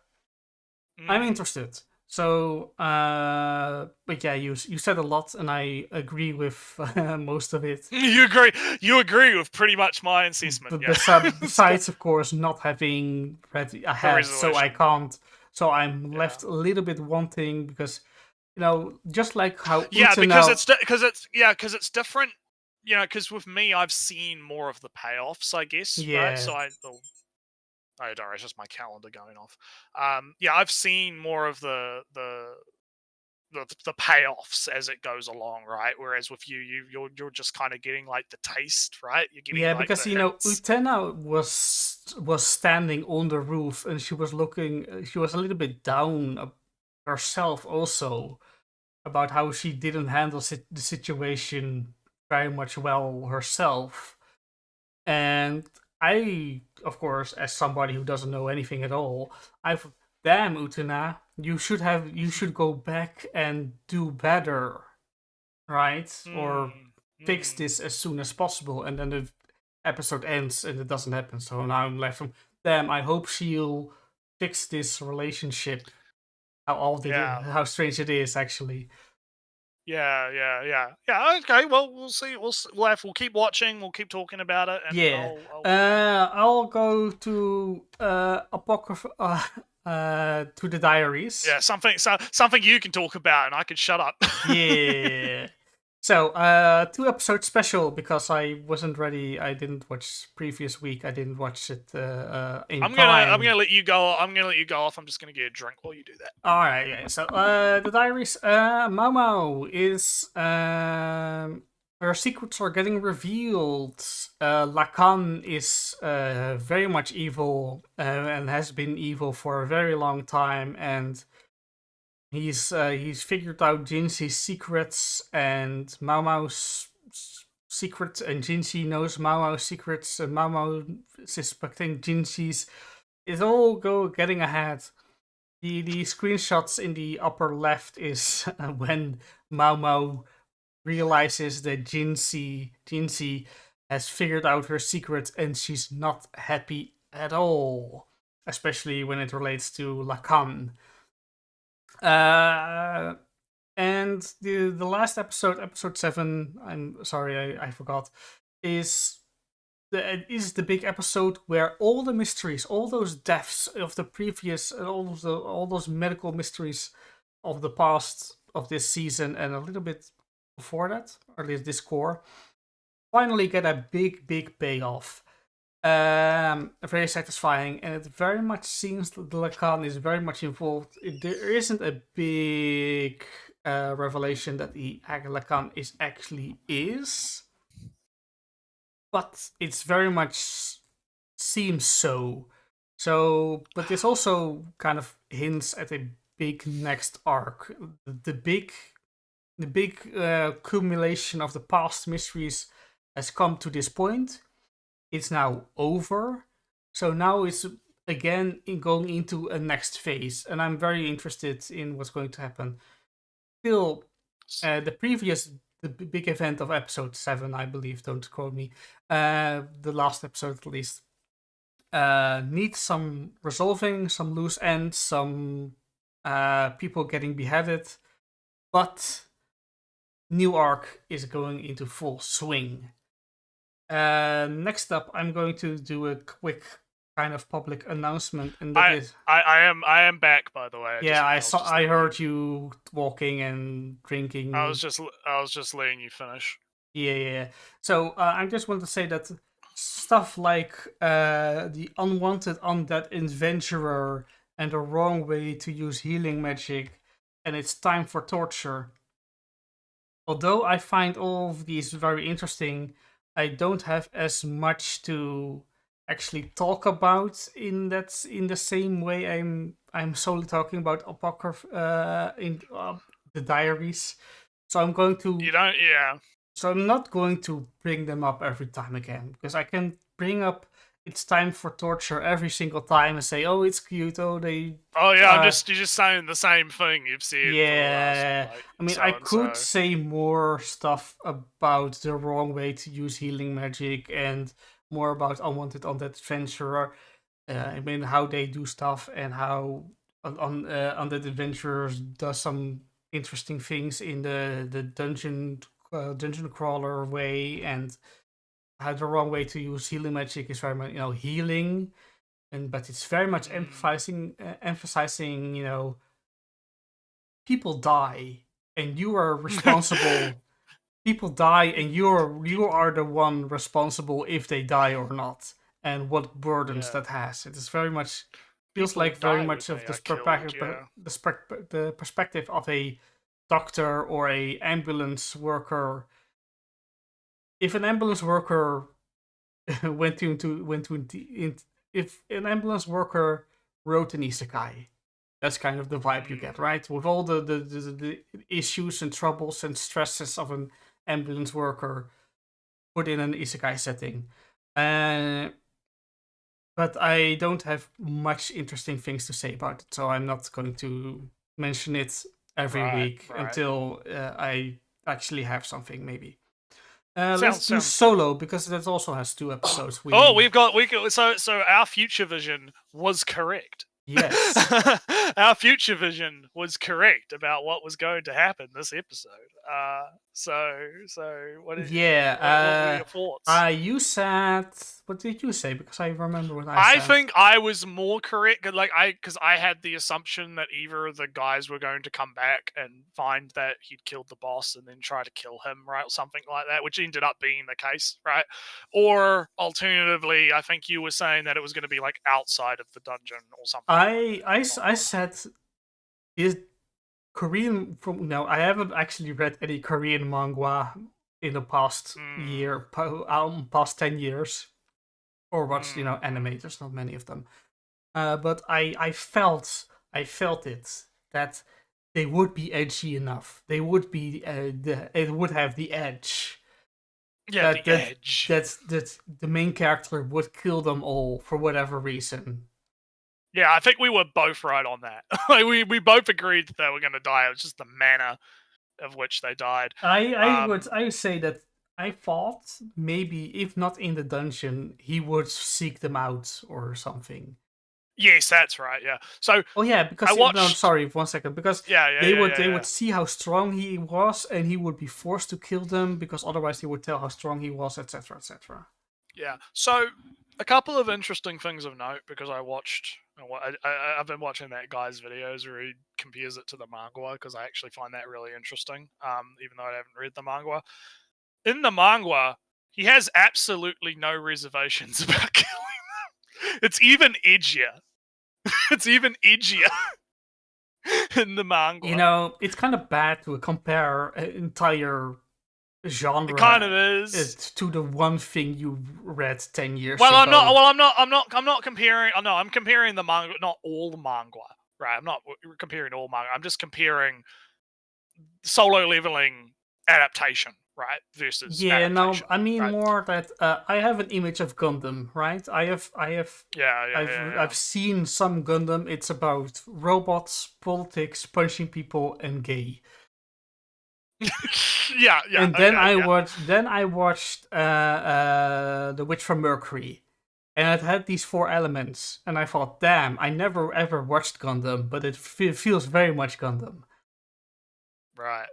Except the gay was lesbians. That's the only difference. Yeah. Okay. But so in the manga, he has a lot less reservations about killing. Because he kind of gets pushed. He has to get pushed a little bit more in the anime, which I think is fine, because it actually shows a bit more humanity, I guess, in him. However, like, it is considered to be like a turning point for him as a character, where he but there is some interesting things that we note here, right? First of all, the system, right? The system it talks to him directly. It's very much an antagonist in that sense. It's kind of well, yeah, in a sense, but also not, because the way it's kind of portrayed in the anime, at least, is like the system obviously wants him alive, right? The system wants him to kill these people because the system doesn't want him to be killed by them. But if he doesn't kill them, the system's going to kill him. right? Yeah, but And the system specifically says, and it's interesting because the way the wording is on the prompt, right? Because it changes from there will these be a enemies are going. penalty. No, well, not only that, but there's another part of it that changed, which is hard to notice, but it's also you are going to get killed rather than the player is going to get killed, right? It changes the pronouns almost of which leads the idea that the system is actually sentient, or maybe not sent. There is a force, an invisible force going on. Basically, there's something else going on here that has its own motivations, right? And it needs Song to be strong for something, right? It's obviously training him to be strong. It wants him to be strong, big, do 5K run, do big push-up, do thing, go grind, do thing, get strong. The system wants him to be strong for some reason that is unknown to everyone right now. And it's not just like a generic system doing it. It has a reason for it, right? And Song recognizes this kind of, but at the same time, it's kind of becoming like a mutually beneficial because Song also wants to become strong, right? So he's getting strong anyway. He's going to use the system as much as he can to become strong, and they kind of feed into each other, right? In that sense. Yeah, And that's what I'm picking up on. Maybe I'm too sensitive to this, right? I'm feeling if a system is forced upon a person in this kind of story, I'm feeling societal critiques vibes, right? I'm feeling anxieties from the generation portrayed into the fiction of today. I think you could have that lens. I guess you could say that it's like a metaphor for that, but I don't know because it's. No, I'm just telling my vibes, right? My feelings, because the systems forcing people to do stuff that they don't necessarily want to but have to is very much Death Note-ish, right? It's very Sword Art Online. It's very Death Game. Well, you could say that perhaps those works influence Solo Leveling. That would be probably a good way to put it. Also, unwariness to commit murder is cringe. Don't let Mr. Leveling lead you astray. But yeah, no. So I guess the key point is I find it fascinating. I think it's interesting what they're cooking, right? I think this idea of having the system be not just like a generic. Because I was mentioning last week, right? The system is the aspect of it that I find the most interesting, the idea of having the video game system, and how is that going to be integrated into the narrative, right? How is that going to be? Is that going to stay relevant, or is it just going to go away, right? Clearly, it's not going to go away because clearly the system is a character in the story now, right? Yeah. So I'm absolutely fascinated by this. I think it's going to be interesting to see how this progresses. My worry is that, and I think this is something that I've heard before from people that have obviously read the source material, is that the issue is eventually it's possibly going to get to a point where it's like, okay, where do you go from here, right? What do you? He's gonna become Giga Chad, big buff Korean man, kill everything, absolute power, godlike. Where do we go from here? Well, they're setting up a bunch of characters, but I'm not. I mean, the guy in the small guy in the bottom left. I don't feel that he's going to be a threat actually for some reason. That's what I mean, because Song is he's already OP. He's already OP. So what is he gonna? Where is he gonna go from here? I guess he is kind of on level. He was C. He's kind of halfway to B already. Well, the spider boss was C, wasn't it? So so he's beaten C. So he's mostly C. So he's halfway to B or somewhere. Yeah. After the Cerberus battle.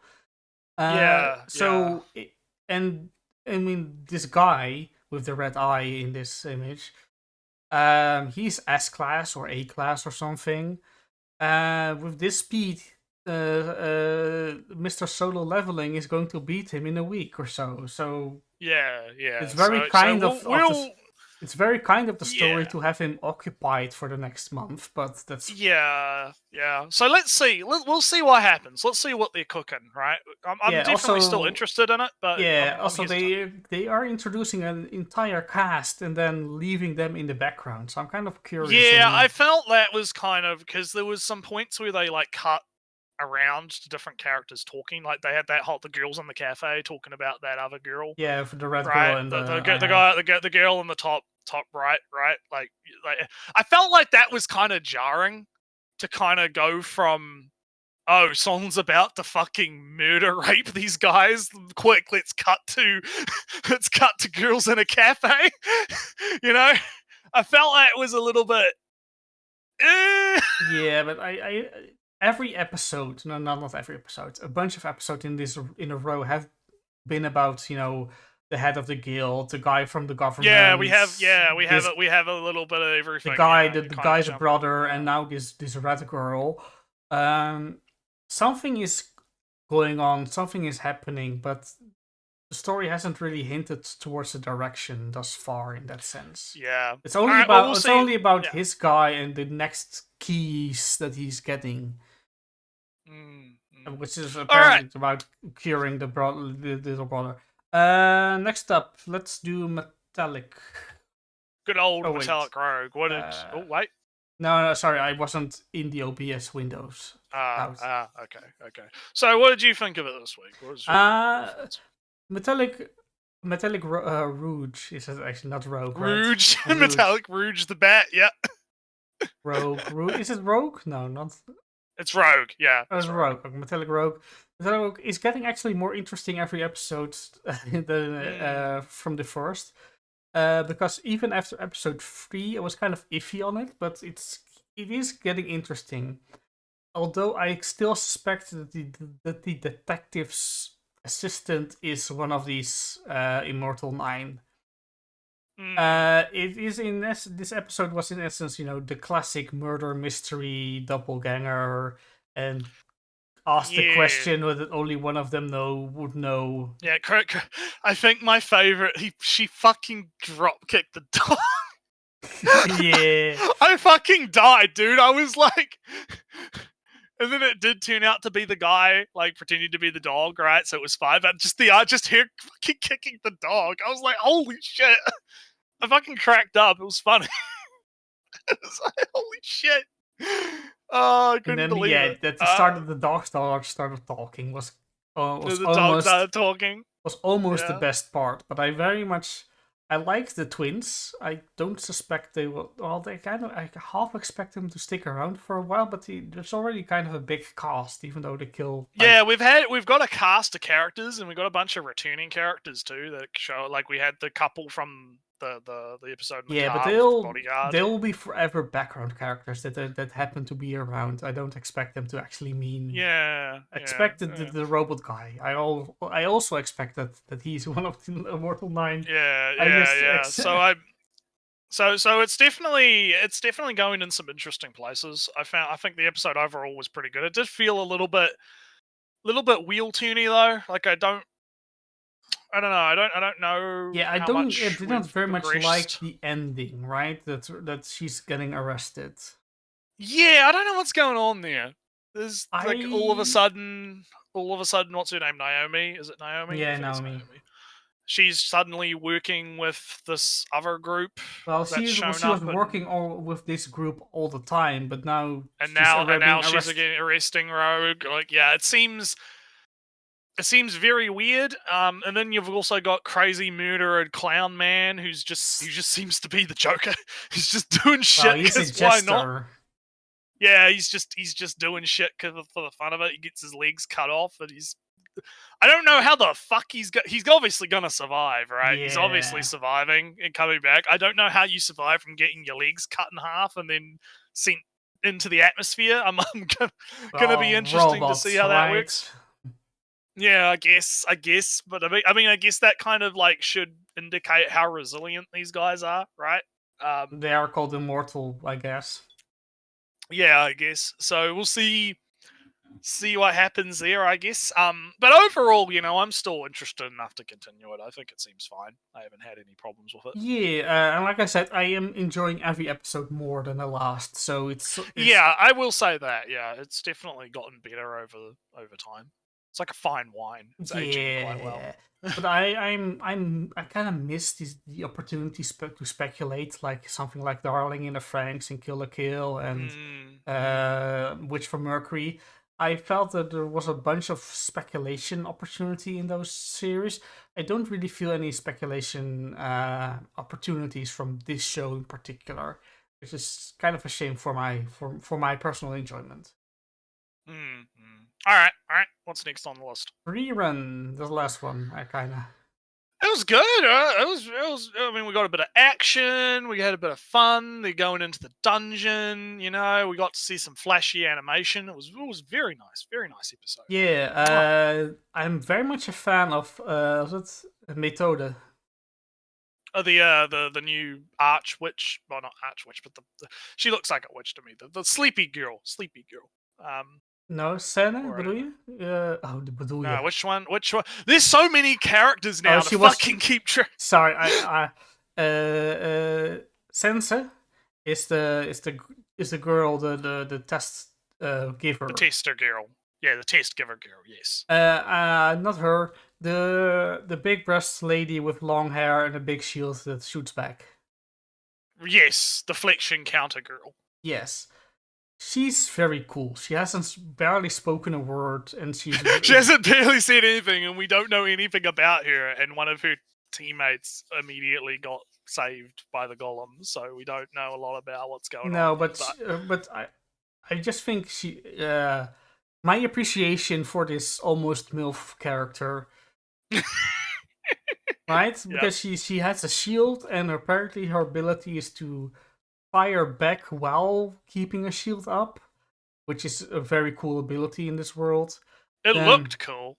Then she has the ability to snipe, pierce, extra piercing ability. Yeah.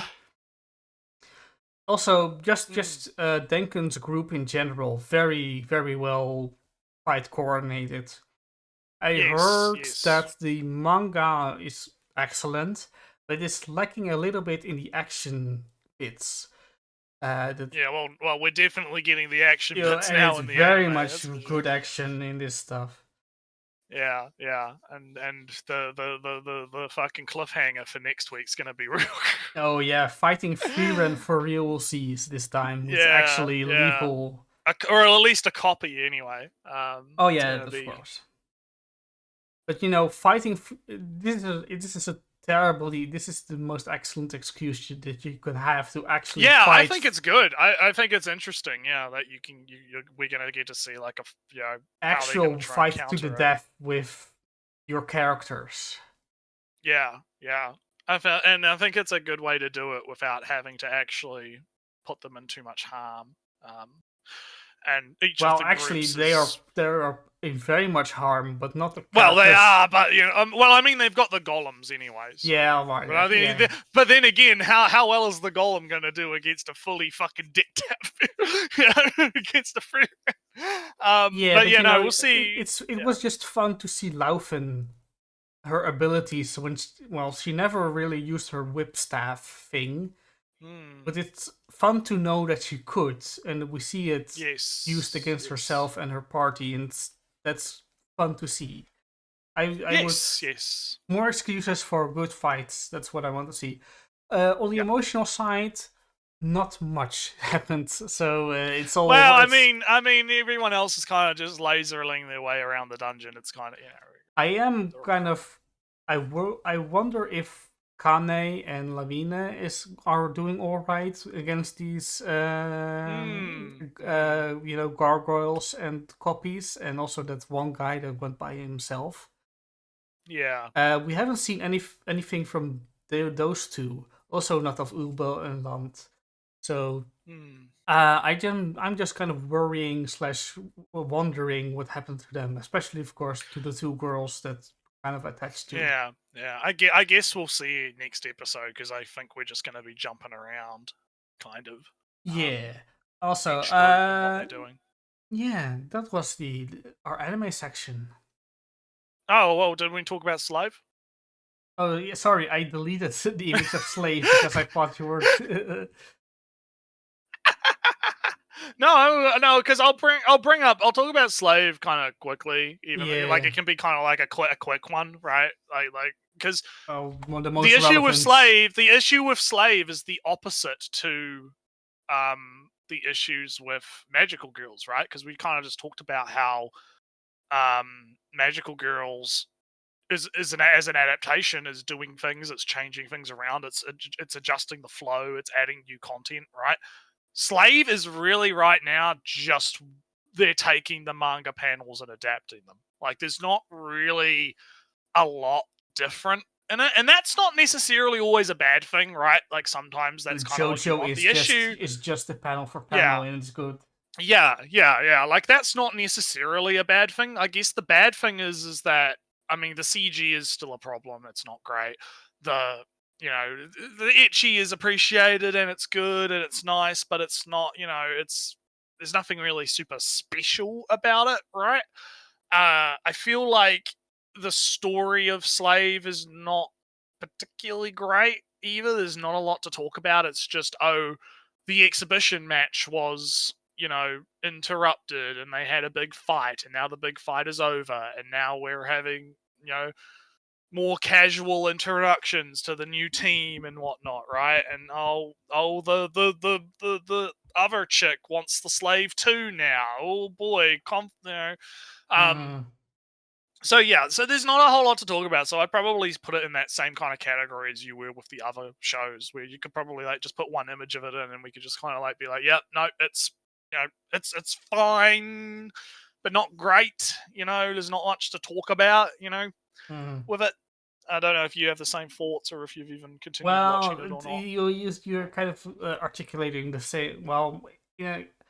The difference is that Dungeon Meshi is an excellent anime because it's in manga, because it's just good But at the manga was already good, yeah. And I mean, it's not to say the manga for Slave is bad, but I think the issue is that Slave kind of gets carried by the art. I think. Yeah. I think the artist is really good. I think he's more talented as an artist than he is as a writer. And with the There can be with different the persons, a different writer, different artist. I think it's the same. I can check. I could probably go check, but I think it's the same. Um, so I feel like with Slave, I think it's definitely kind of mediocre, but like the manga is really. I personally think the manga is really good for Slave.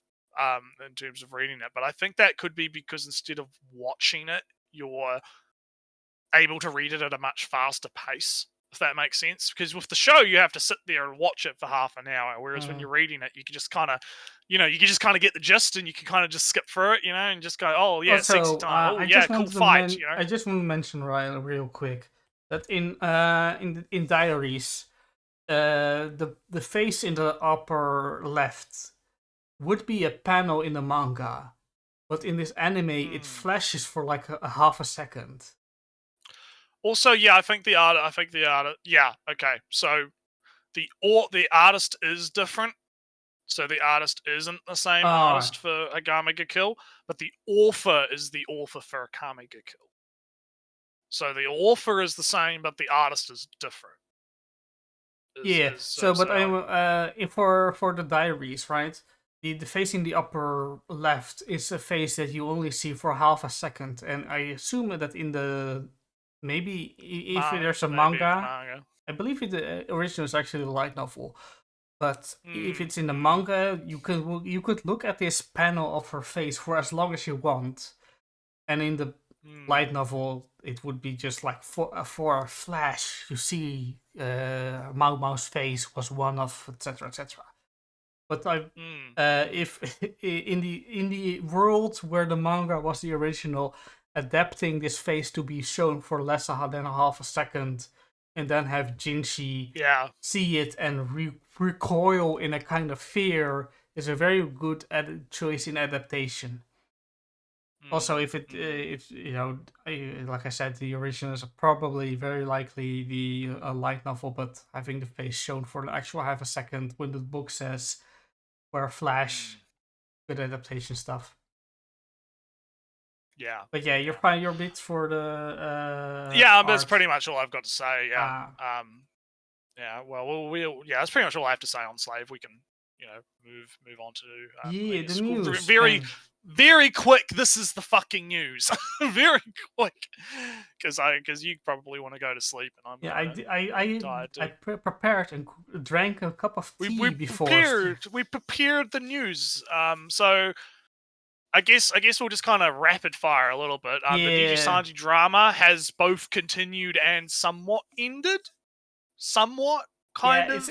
I mean, most of the big stuff happened like on Monday and stuff. So unfortunately, yeah. Well, we can kind of quickly cover it. So the TLDR is Niji Sanji Livers put out a statement. I believe it was 3 of them. It was Vox, Ike, and Alira. I think their name is. They put out a video. Very bad video. Very bad. No, everyone disliked that. They did this while Doki was live, and Doki had to react to it live, and cut her stream short so she could contact her lawyer about it.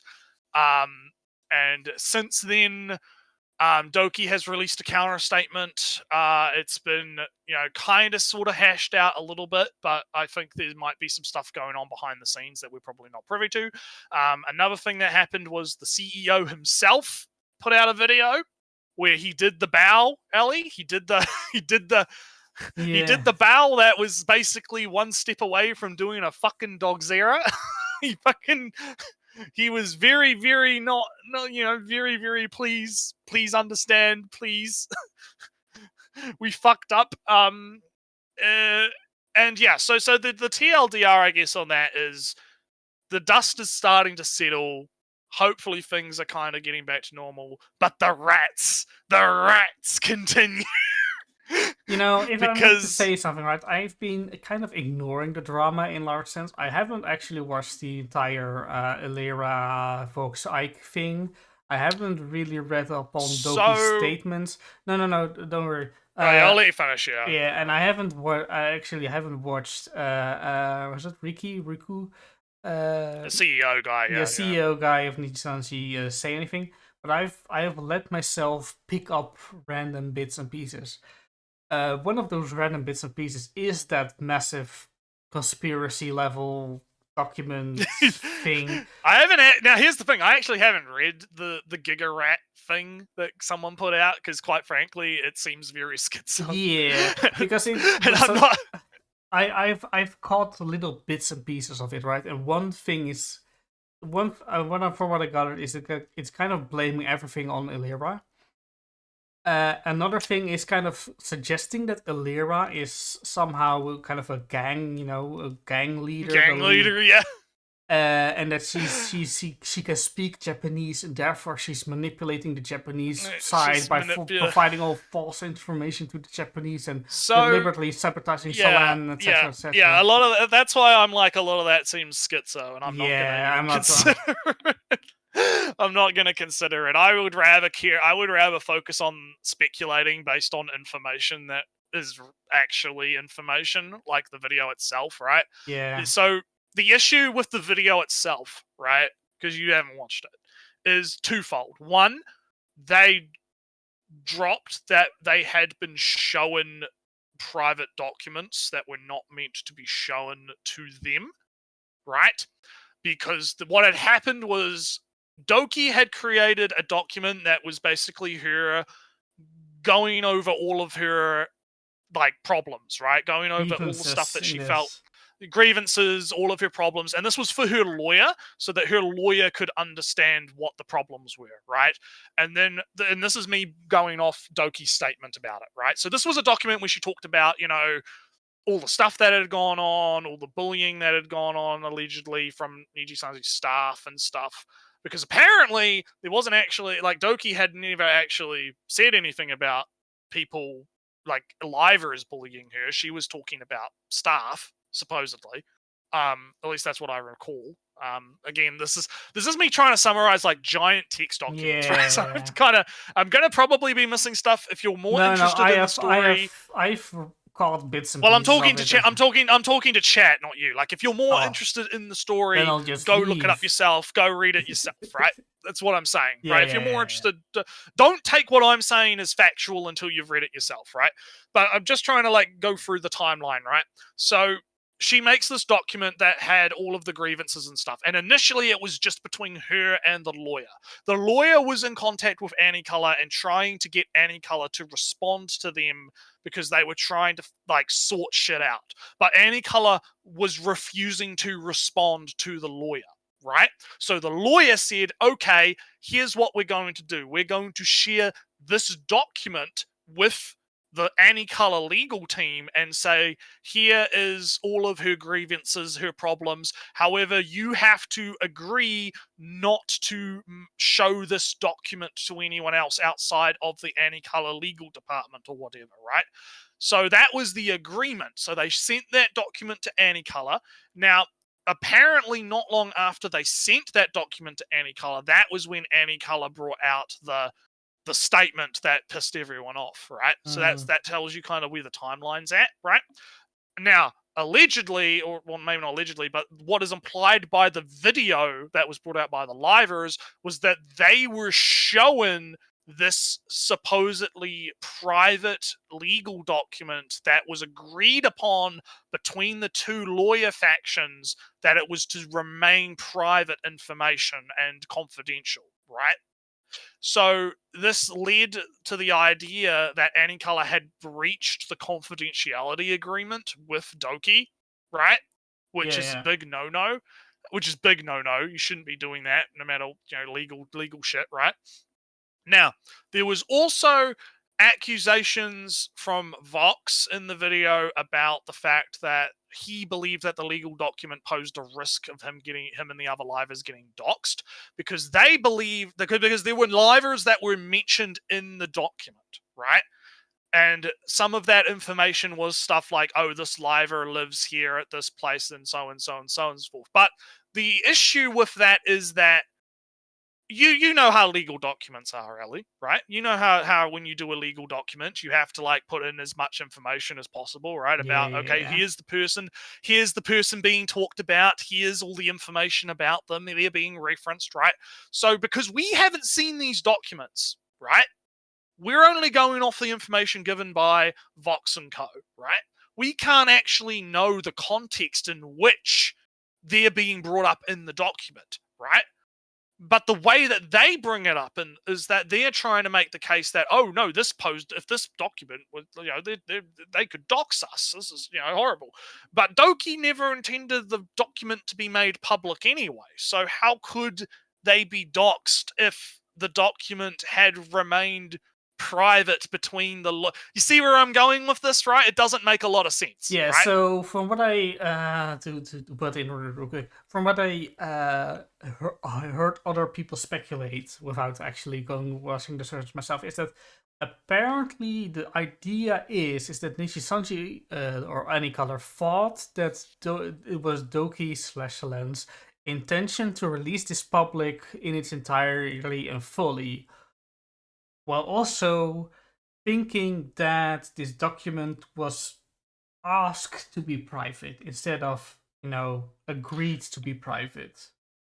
Yeah, which is kind of like there's like a bit of he said she said going on right now. There's no confirmation either side, right? If I believe the Doki said there was an agreement to keep it private. Yes, according to Doki, there was an agreement, and that Doki herself has stated that she had absolutely no intention whatsoever to make it public because there's also personal information about her and her medical records and her that kind of thing in the document. So the idea is that Nishisanji got Helen's document and panicked completely out of control. And showed it to the livers and done a bunch of stuff. Gave it to everybody in Nishisanji and made a big statement, made them or had them make a statement because that video of Alera Vox Ike would never, ever, ever come out without approval from Nishisanji. Well, So there are people speculating about that. Some people think that they were like, I think I mentioned in my own tweet about it. I was like, because I watched it, right, and while I was watching it, I was like, I can't tell if this is like a hostage situation or not, right? Like, I can't tell if this is coerced or if it's like legit. But after looking into it a bit more, I think they did it of their own accord. I don't think that I don't think Any Color pushed them to make it. I think they made it of their own decision and their own volition. They probably got permission from Any Color to do it, but I don't think Any Color knew what they were going to say. Right? I think they actually they got and Any Color Nichi Sanji saw the entire thing and gave him permission for it. That's the thing that I think is kind of important. Well, because I'm not sure, because the reason I'm not sure about that is because of the fact that they did drop that. Like, unless they didn't think it would have been a big deal, right? To state that they had shown the documents, which they might not have, to be fair, right? They probably thought they were in the up and up. If they thought that it was a request to not show it, they they asked, and then we say, all right, and then we don't. Well, fuck you. We're gonna do it. Yeah, we're going to. But that's the But the problem is that just makes them look even worse, right? That's the only issue with that. But they were already in massive panic. They thought this document would be shown regardless what they would do. Right. So why not show it with their own? If it's going to be shown already, what's the harm of showing it to others? But I do think, because the CEO put out his own statement, right? I think that the livers chose to do that of their own volition. I don't think that they were coerced to do that. Or at least I don't think they were I don't think they were requested, and I don't think they were pushed. I feel like they did that because what probably happened was, as you mentioned, Any Color is panicking. They probably made it look a lot worse than what it was to the livers, and so the livers felt that they had to respond in the event that because they might have thought the same thing that Any Color was thinking, that Doki was going to go public with it completely and show off the whole document. Yeah, right? And then they had they had preemptively defended themselves. Off. So preemptively defended themselves against something that. But the only problem with that is that it completely backfired. Because obviously first off, that wasn't the situation at all. And secondly, it, again, just gave the rats a big chunk of meat. Because now it's like, oh, Alira and Emma and whatnot were talked about in the document. It's like, and that wasn't. I think it was. I don't know. Well, I'd have to remember too, but I know that Anna was mentioned in the video. They said because Alira mentioned directly whose personal information was in the document, and I believe it was hers, Emma's, and I think there was one other. I think that was mentioned. Millie, right? I guess, because Millie. I think it was Millie. Yeah. So, but the problem is because she mentioned that they were in the document. The wild rat speculations. Wait, is that the gang of bullies? Because they're mentioned in the document, right? Why were they mentioned in the document? What's the because we don't know what the context of them being mentioned in the document is. Maybe they were just mentioned because they were in chat logs, right? And the chat logs were used as evidence by Doki to be like, this is the problem, right? So we don't know the context, but because she basically self-reported, right? And was like, these were the names of the people in the documents. So now everyone's just assuming that's the gang of bullies, even though they're probably not, right? And that's why I'm saying it completely backfired. There was also the thing about Vox talking about getting recorded, because apparently Celine had recorded a conversation she had with Vox, and he wasn't very happy about that. But the issue with that is, number one, they both live in first-party countries where you're allowed to record a conversation without the consent of another person. Like, that's what first-party means. It means that only one person has to consent. So legally, Doki can do that regardless. And if she's doing that, because she was doing that supposedly to prove favoritism, because Vox was being given favoritism according to Doki. But that's what Vox says, right? Not what Doki says. That's what Dox, keep that in mind, right? so that's why that recording was apparently part of the document, supposedly. So Vox getting very, very angry about that is kind of weird, I guess, in a sense, because Well, again, it's like, you get angry about stuff that's legal anyway. So. Yeah, I can understand from one perspective, if someone's recording But what you assume to be a private this conversation. feels right, just to intertext, right? Feelings again, vibes. Document comes out, Nijisanji is terrible, Nijisanji is in big panic, Livers might get doxxed. Fox is included in that list. Fox is not happy about getting included in that list. Fox feels that he's not really part of this, but he's getting attacked anyway. Fox makes a response. That's the kind of a generous interpretation, and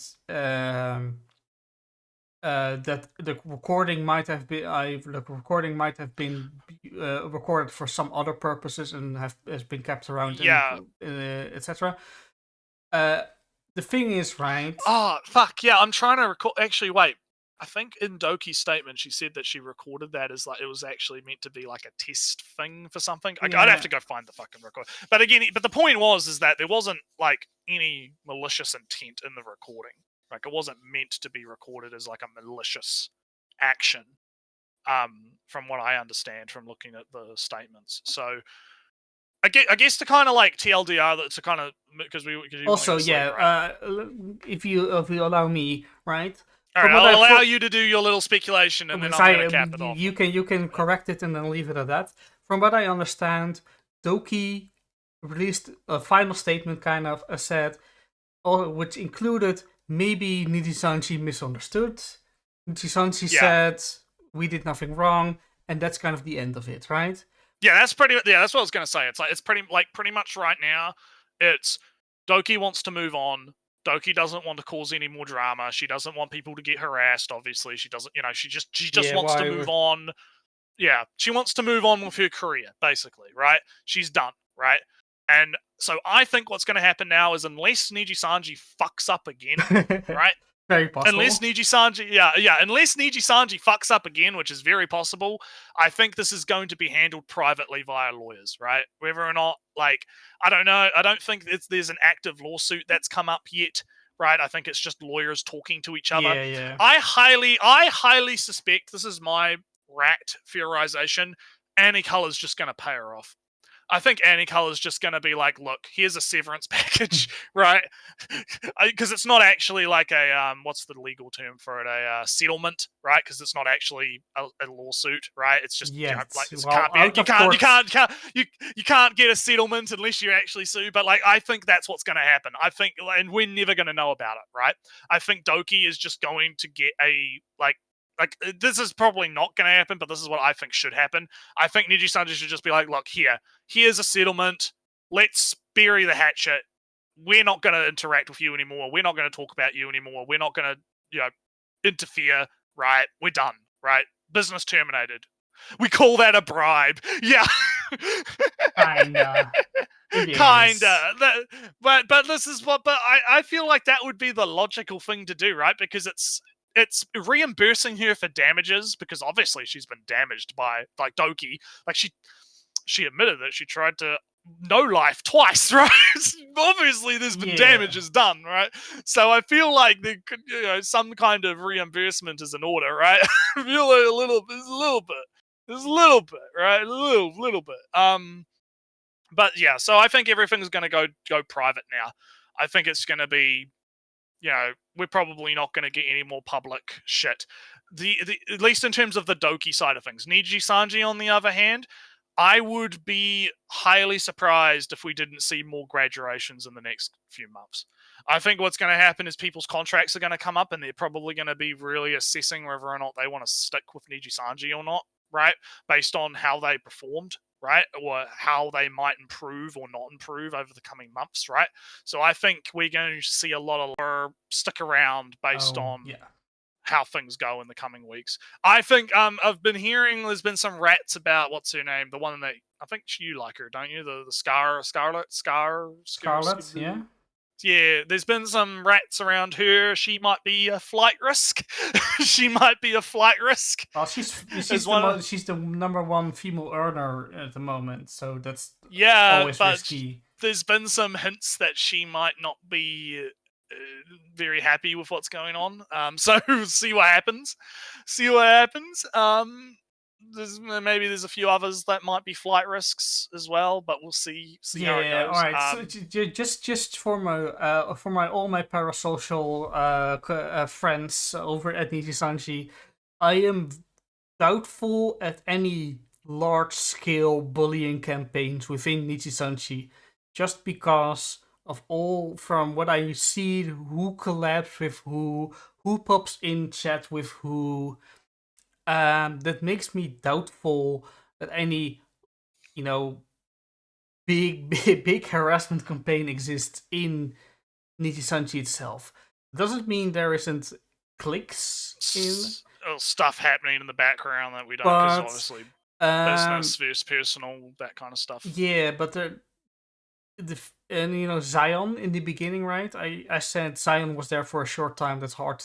And it's hard to say what. Yeah, well, we debated about this last week. Yeah, what is a click? I haven't clipped that. I haven't clipped that yet, and I don't know if I'll clip this out or not. But we'll see. What is a click, and what is people who like to talk to each other more? What's the difference between that, right? That's kind of. I don't think there's a.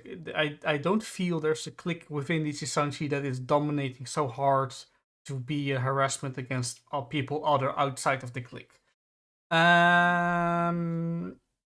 Yeah, that's kind of it, right? Yeah. And I'll see what happens with Nijisanji. I still like people within Nijisanji. My opinion of Vox and Alera and Ike have dropped a bit, of course, because I would very much suggest you watch the full video and make your own mind up about it, because it's very it's interesting. I would watch the video, then read Doki's response, because it's very because then you get both sides of the story. Yeah, right? I guess, but no, I still like stuff. I like Scarlet, I like Reimu, I like Anna. I mean, Anna is implicated, I guess, but Anna and another 5 people in Nijisanji. So Nijisanji is fortunate that they have so many people and that I kind of like, but. The Nijisanji opinion dropped way down. Opinion of the 3 I mentioned dropped down. Need some time and trust in some public statements that things are better now. Yeah, it's gonna take a while to rebuild the trust. I mean, the CEO mentioned that they're gonna be trying to give more resources to Ian because they've been lacking in sending resources to Ian. So yeah. Well, again, it's kind of you kind of have to watch all of these statements to kind of get the full picture of what's going on, right? So yeah, but anyhow, let's cap that off and quickly talk about Xbox style. Yeah, Xbox. I watched the podcast and it was kind of bad. I didn't watch the podcast, but I watched Gamers Nexus cover it, so I have an idea of what was said. Basically. So there are kind of two. All right. So the normal speculation about Xbox was that most Xbox games or many Xbox games would go to other platforms, other consoles, maybe even Game Pass.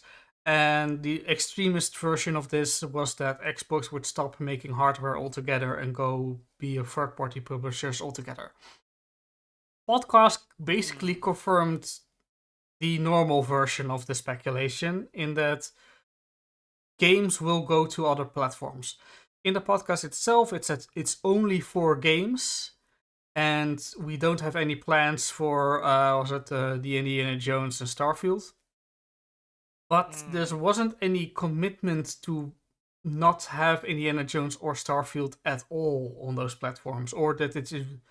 And they basically said it sounds more like a we're gonna just wait it out, and we're waiting a year and then maybe some nebulous time down the road we will. Yeah. Also, they hinted towards the development of a next gen console, the biggest leap forward, etc., etc. But they also say that they talked a lot of big talk. Yeah. They also said that every screen is an Xbox. That kind of was kind of counter to their idea to make a console. So I'm not feeling their future console all that much. Especially when I said last week, of course, that Xbox bought Activision Blizzard for $1 gazillion, and now they suddenly have to pay back that investment of $1 gazillion. Is Microsoft as a whole going to fund Xbox when it's still losing money? In the podcast itself, they mentioned that Game Pass, the one shining thing, had so many subscribers, and they had a double-digit growth in Game Pass subscribers. That is kind of a lie. Because I heard when I watched Gamers Nexus's news coverage, they were memeing about how Tim Schafer would not stop saying the word growth constantly. growth. Did you know? I heard it in another podcast. But did you know that Xbox Live Gold, was renamed into Game Pass Core? Yeah, they rolled it in. That's what I remember. And yeah, that's the growth in Game Pass, because they slapped the Game Pass name on another thing. So Game Pass numbers aren't. Was it like 50 million they wanted, and they're they plateauing at 30 million, even when they stuck another Game Pass name on something else. So Game Pass isn't doing the thing that they wanted to. They're still at third place. That's why I wrote Xbox exiting competition, right? Because they kind of basically giving up the biggest advantage of a console. They had big backwards compatibility, and they kept adding games to the backwards compatibility, but they stopped. Like last year. And now they are stopping releasing games on their own platform, and they say, well, then you play game on platform, or you play Starfield on Switch, and then when Starfield 2 comes out, you'll buy an Xbox for Starfield 2, but you won't. You just wait a year or whatever. And I also feel like PC is being left out of this conversation. Yeah, but what they said a really sneaky or even kind of a stupid thing. Nretsew, you play Minecraft, right? Yeah, I play Minecraft, yeah. You played the Xbox. I have played an Xbox, yes. Yes, you've played an Xbox. Yeah. Because you've played Minecraft. Oh, yeah. That's the logic, right? Because you played Minecraft on the PC, that screen on the PC became an Xbox the moment you played Minecraft. That's how it's very stupid. It's very stupid. That's kind of just giving up. And that's what I mean. Like that's why I feel like PC is not being, because obviously the Game Pass is on PC and you can play Game Pass games on the PC. That doesn't make your PC into a fucking Xbox. Yeah, but that's what I mean by them kind of exiting the competition. They are giving up on the console wars. To kind of counter, right, the console, I feel like the console wars are on the way out anyway. I think that we've seen Sony's been putting more stuff on PC, right? Not the right things, because where the fuck is my Bloodborne? Not the right things, but they have been indeed putting, I think Spider-Man and God of War and stuff have seen quite big success on PC, right? So I have a sneaking suspicion that Xbox is trying to get ahead of the curve. I think what they're trying to do is they're trying to get ahead and be like, okay, we'll sacrifice some stuff from consoles, but we'll gain more from being able to have a wider audience in terms of people that can play the games and buy the games, right?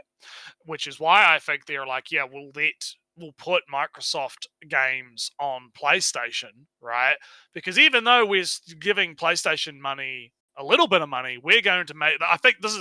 Look, I'm not saying I agree with this. I'm trying to work my way through their logic, right? As a business, right? They're making the argument that we will make more money off the deal than they will, right? By having it be multi-platform. And I don't know. I think that's an interesting idea, but I don't know if it's going to play out like that. Yeah, because what I see in that strategy, right, is that it's only a strategy that is feasible when you already admitting that you can't win on their terms. They are trying to change the terms, but in changing that terms, you're giving your opponent money.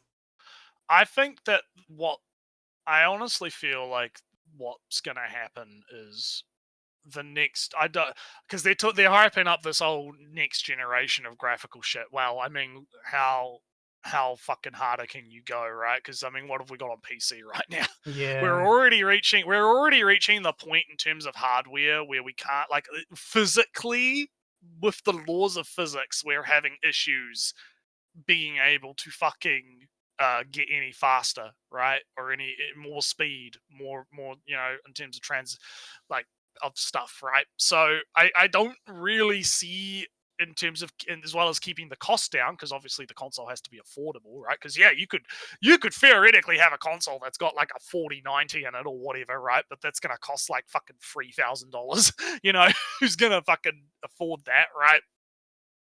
So I think that what I see happening is everyone's going to put out. I mentioned this last week, right? Everyone's going to put out a Steam Deck, right? That's next on the line. I think there's going to be a push to digital only. Cloud streaming might become more of a push. I think. I don't really know if I believe them in that, with their claims of, oh, we're focusing on having bigger power in the console. I think that they might be exaggerating that a bit, right? Yeah. And what I think this is I agree with you. I think they are trying to change the terms of engagement, or force the terms of engagement to change, right? Yeah, but the question is going to be is if it's going to actually work. Yeah, right? because I can see a potential where they do come out on top from this, and it forces Sony to respond, right? Because what's Sony going to do? Is Sony going to continue to have exclusivity for their titles and not port them to at least PC, right? Because they're porting them to PC anyway right now. So what are they going to do? Like, could Sony theoretically say, well, if Microsoft's doing it, why don't we do it with them too, and just see what happens, right? Like, we're going to have to see how it plays out. Like, I'm not super anti either way, but I think it's a big risk. It's definitely a big risk, I think, for them to do this. So yeah, I don't feel, because they only are doing this because they're in a panic, right? They couldn't wait until the next console generation to do this. They couldn't wait until they couldn't even announce this on their own terms. It leaked out and they panicked and did this thing before. I mean, I guess they planned to do this in March somewhere. But they are doing this now because they were forced to. I doubt this strategy would work. Big business, armchair business CEO we're being here, because it's giving money to Sony while you're doing it, right? Yeah. That's kind of the Achilles heel that I see of this strategy. It's that we're not going to have a console, so PlayStation will have more consoles. And well, like I said, I don't know what Sony's up to right now, and I don't think that we're going to see I don't think we're going to see new full consoles. I think Steam Decks are coming first, or Steam Deck like consoles are coming first. I don't think we're going to see. I think that PlayStation will keep the next console. I believe that Xbox has in the plans an actual box for the next console generation. PlayStation also. Switch is Switch. Switch 2 will look like Switch 1, etc. But I do think you're kind of right that they will have light versions and they will be kind of a Switch thing, Steam Deck thing. Yeah, because I just don't. I mentioned this last week. We're kind of just repeating what we were saying last week, but I just do not think that the money, the amount of money Steam has made off the Steam Deck, and the fact that we've already got Asus and MSI and other companies kind of jumping on and making them, right? I think that the form factor has been proven now, and I think that there's definitely untapped potential for a Xbox or a PlayStation Steam Deck that just plays PlayStation stuff, right? And the PlayStation's already kind of dabbled a little bit with that weird Wii U controller for the PlayStation that's got the screen in it, right? Like, the weird little cast controller or whatever it's called. So I think that they're already, if they're not R&Ding them right now or have them like in the pipeline, they're definitely fucking coming. It's definitely happening. Yeah, they might. I'm not 100% sold that Sony and Microsoft will bring both of them, bring them out as well. One of them will. I think one of them will. Yeah. I was told the PlayStation Portal was a handheld. Yeah. Yeah, sure. But yeah, I'm thinking more that this strategy of Xbox will fail, and then 2 years, 5 years later, people will move towards something like that anyway, and then Xbox fans will complain endlessly that Xbox was too early, and they were right all along, even though they failed completely.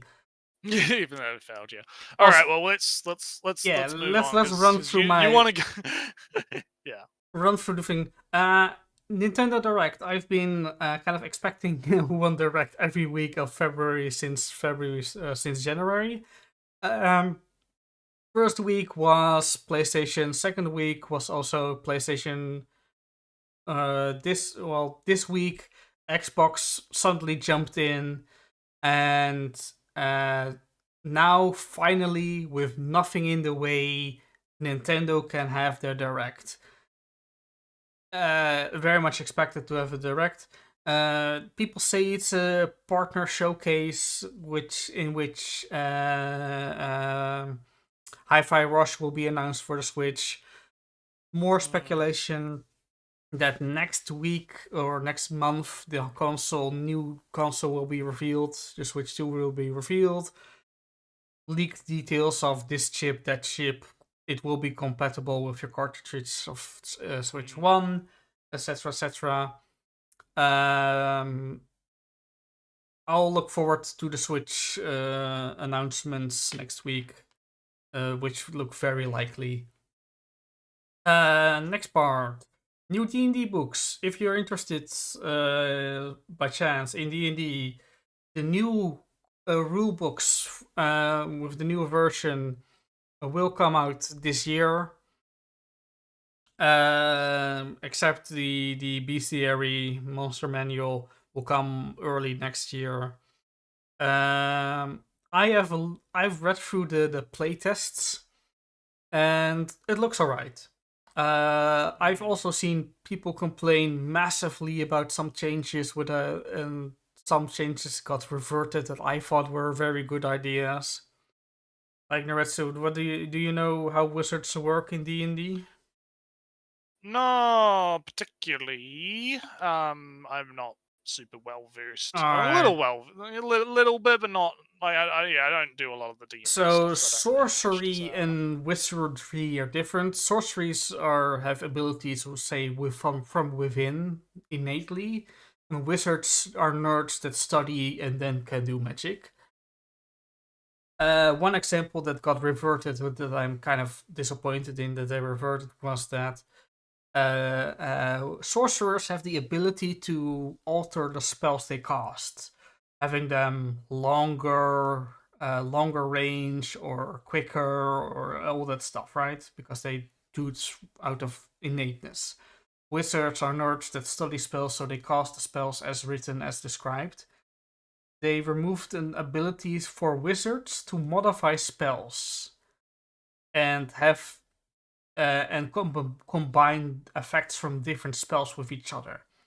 And that sounded very much like a wizard, very much a nerd. They have to spend a week on researching a spell, modifying a spell, and then write it down in a spell book, and then they can cast their own modified spell but they removed that ability.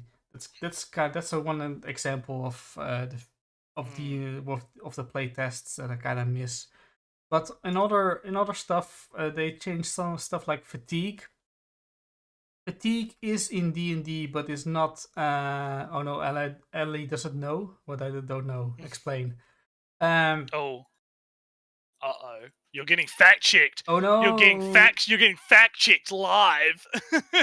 Oh no. I'll continue in the meantime.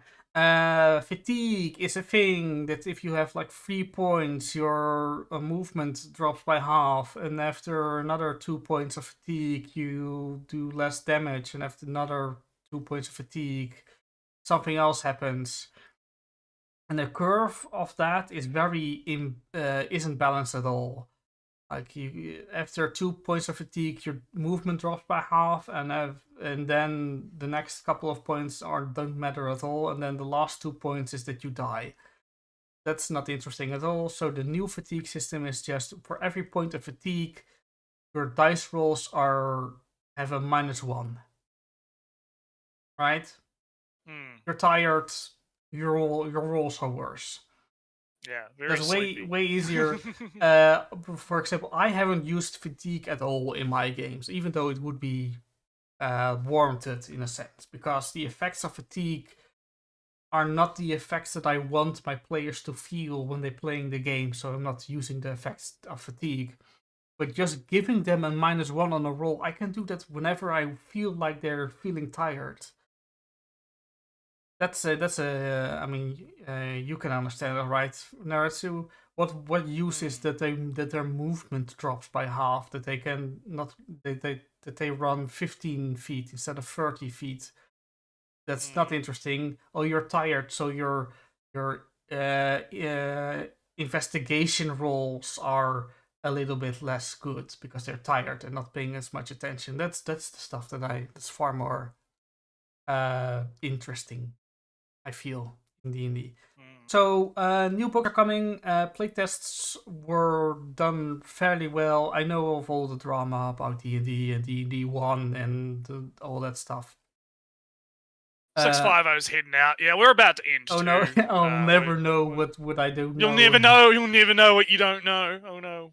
But yeah, so D&D's D&D basically. Yeah, D&D, and it's not going too bad. I know all the layoffs and all that stuff, but this rulebook looks to be alright. Do expect endless complaining about from long-time players that they don't like this particular change in this direction, etc. As you would. So yeah, I guess that's the. I guess we don't have much else to talk about. Hopefully next week we'll have a bit shorter and a bit lighter of a fucking time. Yeah, go into such heavy ass topics. Let me just quickly go through the videos to maybe cover. We could do another fan service one, or we could do the other. I don't. Yeah, well, we don't. Well, we could do the isekai one from the same guy of this video. I don't like covering the same guy. Very different topic, right? It is, but it's just We'll have a look. We'll talk about it later. Yeah. Oh, I forgot to mention. Figure it out. A surprise for you and also Nretsew. I might not be able to make it this time next week. Oh no! So we'll have to stream at a different time. It might be later, like Monday for me or something. Like we'll figure it. 8 days from now, or later. Yeah. We'll figure it out. We'll figure it out as we go along. But anyway, it's a fun time. Yeah. As always, we'll catch you guys next time. Yeah. Later all. Goodbye.